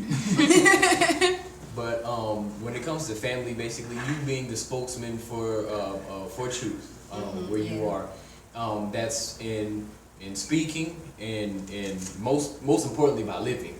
Cause a lot of family basically they're gonna they'll hear you, they'll listen to you for a good minute, but most of the time what they're waiting for is for your actions. Yeah. And trust me, they will. You depend on how your family is. I can't say this based on everybody's family, because I don't want to be stereotypical when it comes to families. But that family, once they see that you're walking in truth, they're gonna basically give out little hints, or they're gonna basically try to test you to see what you're doing is, you know, is valid, and what you that you truly believe in, what you stand for, and what you know is truth.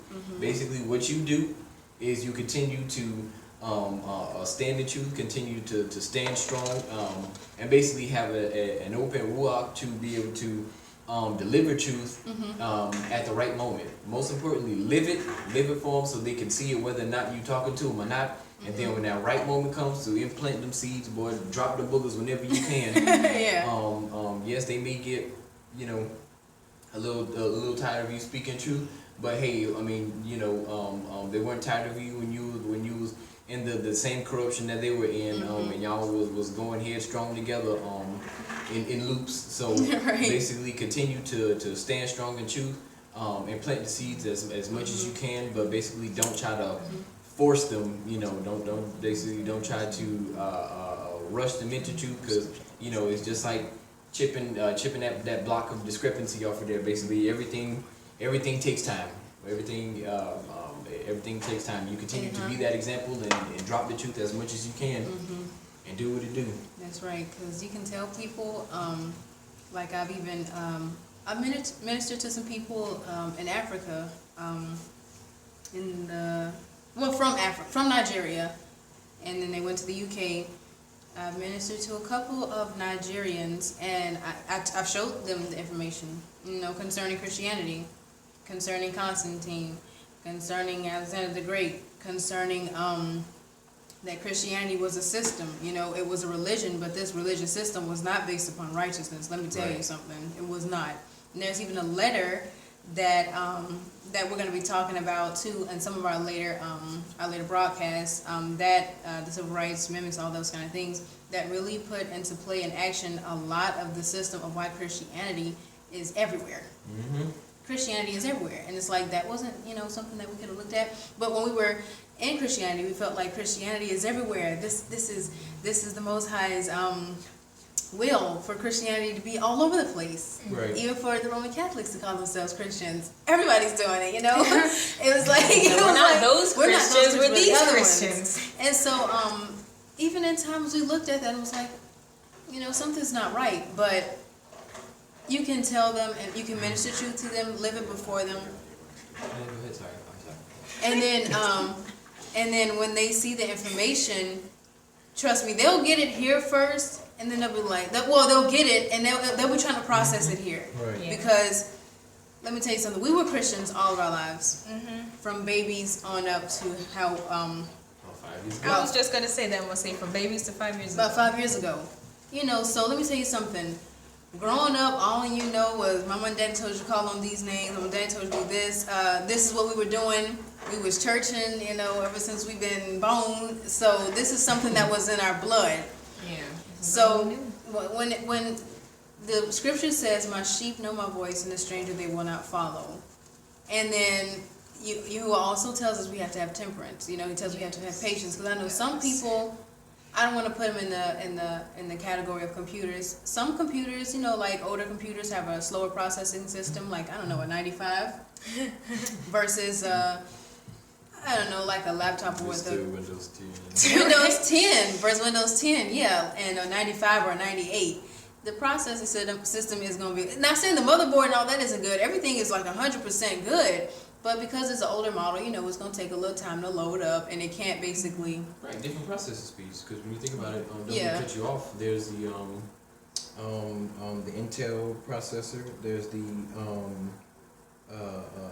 Intel processor, like the N34 50. That's one of the hottest, newest processors now. Mm-hmm. And then you had the Pentium, what was that? I think the Pentium 2 processor, that one came out. We had a Pentium 2. Exactly. We had one. The basically process is all. Everybody processes things differently. Just like when you're teaching kids, everybody, they don't basically grab on as quick as the next person. One person may grab on in 5 minutes, 30 seconds. The next person might grab on 2 minutes, 50 seconds, 6 hours, or however. Basically, it's all making sure that once you deliver that knowledge, that it can be processed, no matter the level, no matter the age group. Basically, getting it to where everybody can eat the knowledge that you are delivering. Basically. Exactly. Like, it's all in how you present your information to. Because some people take the information differently. Like, I had one brother tell me, because some people the people that are on the side hollering to people, hollering to them, some people don't get the message, and they said they enjoyed the information being chosen like that. So I was like, okay, okay. Yeah, everybody's processing system is different. Some people are like right there. I'm ready. They just had a cup of coffee or something. Yeah. But as long as good brother, that you've done your part with ministering to them, imparting it to them, you know that you've done your part. And sometimes I learn people may act like or come with the manner like I don't receive it, but when they get home, this has to go over their minds. It's going to basically take them to. Let me look this up to see their line, because let me tell you something.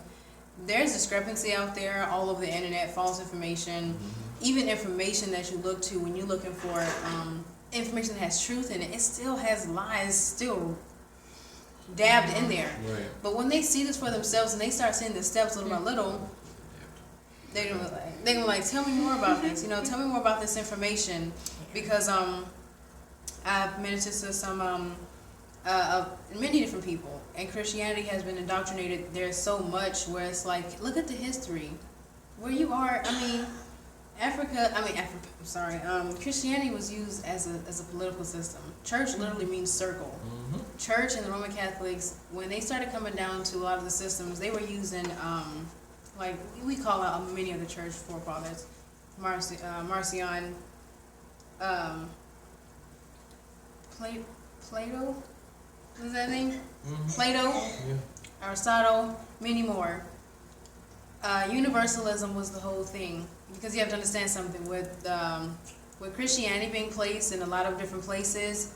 It all came back, like how they had the bishops and they had the cardinals. They all got a percentage of that money when it was raised. So you have to understand that Christianity goes further than, oh, we're promoting righteousness. No, this was a system that literally took over from a political point where it was everywhere, to where you understand why are these people, why are they inheritance so big? Because Christianity was literally everywhere, and that system, Right. that economic system literally went everywhere. Right.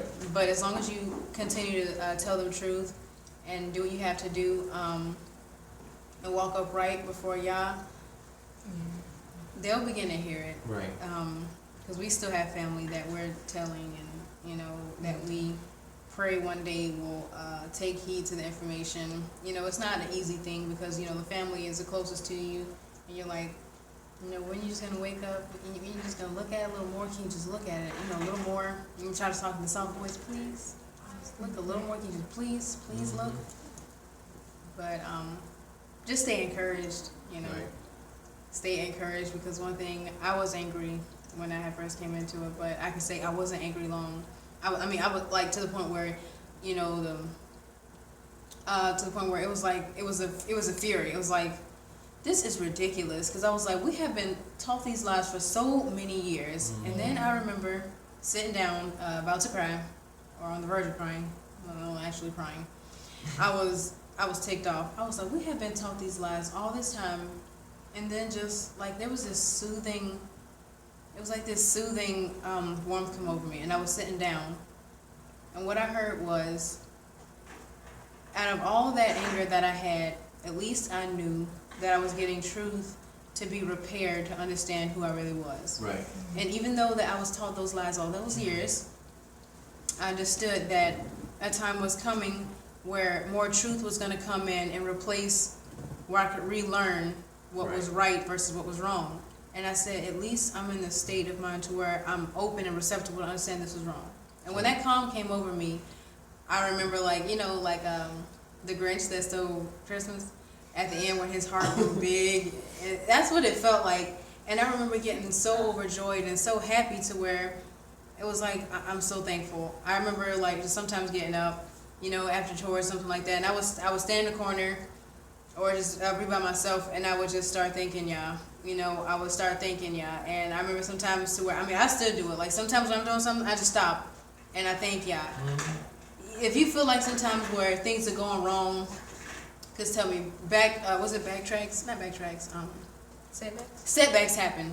They happen. We are living witnesses of that. Setbacks happen, but in the midst of it, you understand you still have your mind. You still have your family. Yah has given you the ability to see and understand that greater is coming for you that are obedient.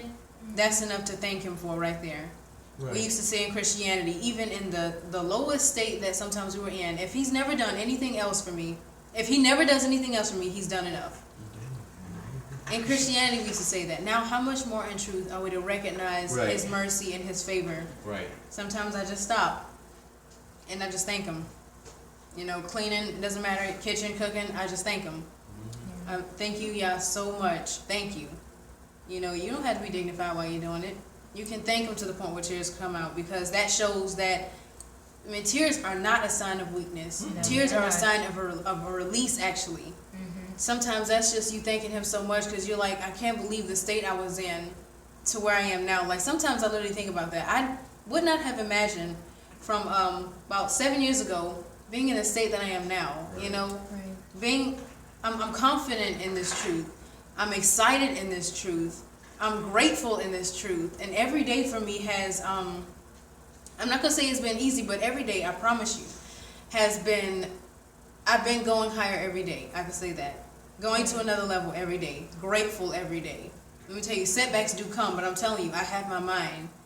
And I'm like, y'all, that's what matters. And then I have my family. And you know, we make the best of every day, of everything. My squad, you know, my A1, anything you want to, you know, have a buddy squad, my team, my ninjas, you know, all of that. They have been here because we all came in the truth together, you know.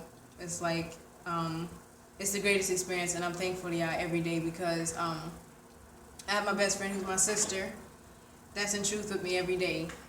And so we can talk about truth, you know, we can talk about when we were in error, and it's like, I'm just glad you're here with me in the state of truth. And you know you too, you know you too, you know you too, you know, and this dude back here too, I was kidding, but and him too, because to look up and see some strong brothers that stand up for the sisters, because we do catch cane sometimes, you know, we catch cane sometimes, and all the time we can stand up for ourselves, but it's nothing like having that good brother like, no, I'm about to handle this right now. He'll come on there and he dismisses crap in a quick in a hurry. And when brothers see that authority that's in the middle, like, okay, all right, I'll back up, or okay, brother, no harm meant. That's called respect, you know. And when you're walking in this walk, you can expect to be, you know, hated. You can expect to be disliked. That's what anybody. You can expect somebody not to like you. Right. But one saying that we coined, and I even see a lot of people say it. Loved by few, hated by many, but respected by all. Yeah. You know, but I yield the floor. Okay. Just want to share a scripture with you, brother. I mean, we understand how it can be a struggle. It's like when you want your family so badly to be mentally liberated, you want them so bad to be awakened to this. You know, this is a scripture that I pray often and I keep on my heart often. It's 1 Corinthians 15 and 58. And it says, therefore, my beloved brethren, be steadfast, unmovable, always abounding in the work of Yahuwah, for as much as you know that your labor is not in vain. And being able to see that, you know, even on yesterday, that served to be, to me, a witness to the work that we have been doing, that, you know, it was not in vain. Because honestly, these have been people that we were taking food to for, I'll say, what, about a year? Yeah. Maybe? These are people that we have been taking food to for about a year. And it's like, if it took about a year and a half for them to awaken to truth, it's like, okay, that still shows me that me being steadfast, you know, unmovable, always abounding in the works of Yahuwah, it showed me our labor is not in vain. The labor that you put in is not in vain. It may not go in the direction that you may think it is, but wherever Yah wills for it to be, you know, that's where it's meant to be. And so, you know, being able to see that the work that you do, you may not be able to see it now, but the more that you live the life as, you know, a born again believer, a follower of Yah, that they will begin to see that, you know, it's like, be that light that sits on a hill, you know, that cannot be hid. It's like, let your light so shine, you know, in the lives of many, that men and women will have to see the great works that you do, that they won't be able to ignore it, you know, and know that your labor is not in vain. You may not see the effects of it. It's just like starting a garden. Like, as soon as you put that seed in the ground, you may not see the sprout from it, you know, in a week's time. You may not even see the effects from it in 2 to 3 weeks.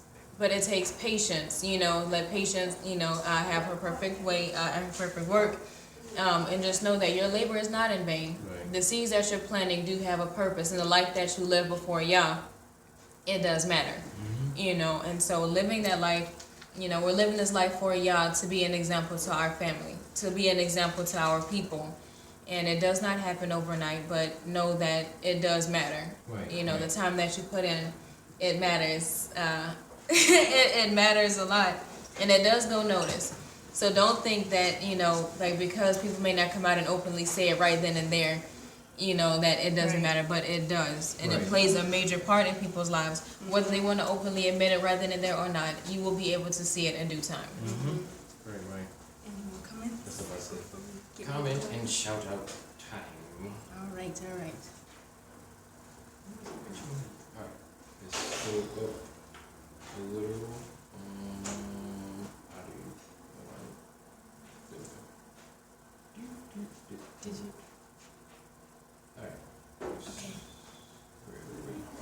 we were at Yashwala Facts family, and thank you family for reading that power. Then T-Dup came and said, just reflection of your brilliance, bruh. Can't take credit for that, but thank you, Yashar, bruh. And then Ultrasound 9 said, Toda Aqua spoken, Toda. Speak a little louder, please. Alright, he also said, cool, Yashar, Yashwala, Proverbs 15 and 1 through 5 speaks clearly what you two are speaking about, Codies. Exactly, Aki, we are seed planters, and he waters the seed we plant. Now the people and family that allow Yahusha to give them living water is bearing fruit with seeds, meaning they're bringing forth the good news as they learn and understand. Right, even the wicked and Romans have adopted that title, Yahar. And this is the confidence that we have in him, that if we ask anything according to his will, he heareth us. And if we know that he hears us whatsoever we ask, we know that we have the petitions that we desired of him. That's right. Prophet is just reading that. And it is so. She's just reading that. Okay, too. And Did you read the last? Strange Mage, Shalom, peace and love, Aqua, beautiful streams, Sister Amani. Shalom, Sister Strange Maid. Thank you for joining. Oh, I was going to say. Shalom, this is my sister on the live chat and my brother. Shalom. And we're going to conclude this this live stream. Thank you all so much for coming through and listening to our mental liberation live stream. We pray that you all have a Baruch night and continue to think on the goodness of Yah, and remember that whatever we do for Yah is not in vain. And continue to tune in. I'll have the links in the description to our classes for Torah empowerment, which are on Thursdays, for our Torah study, which is on Tuesdays, and then for our Torah pre-Sabbath class on Fridays, and for our Shabbat classes, which are on Saturday. Everything will be in the link in the bio. Thank you all so much for tuning in. Shalom and Ahab. Shalom and Hab. And stay booked. Thank you so much. Can you stop for me?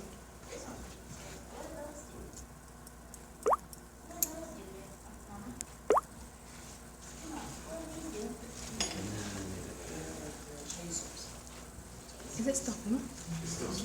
Hold on. It's still loading? Probably because my phone. Come on, stop the flower. You need me to put something up there. Is it? Okay. Okay, I probably Network is not smooth. Okay, try again. Wait, why didn't it stop it? We said stop. Come on, network is not smooth. It's not going to stop the live stream. One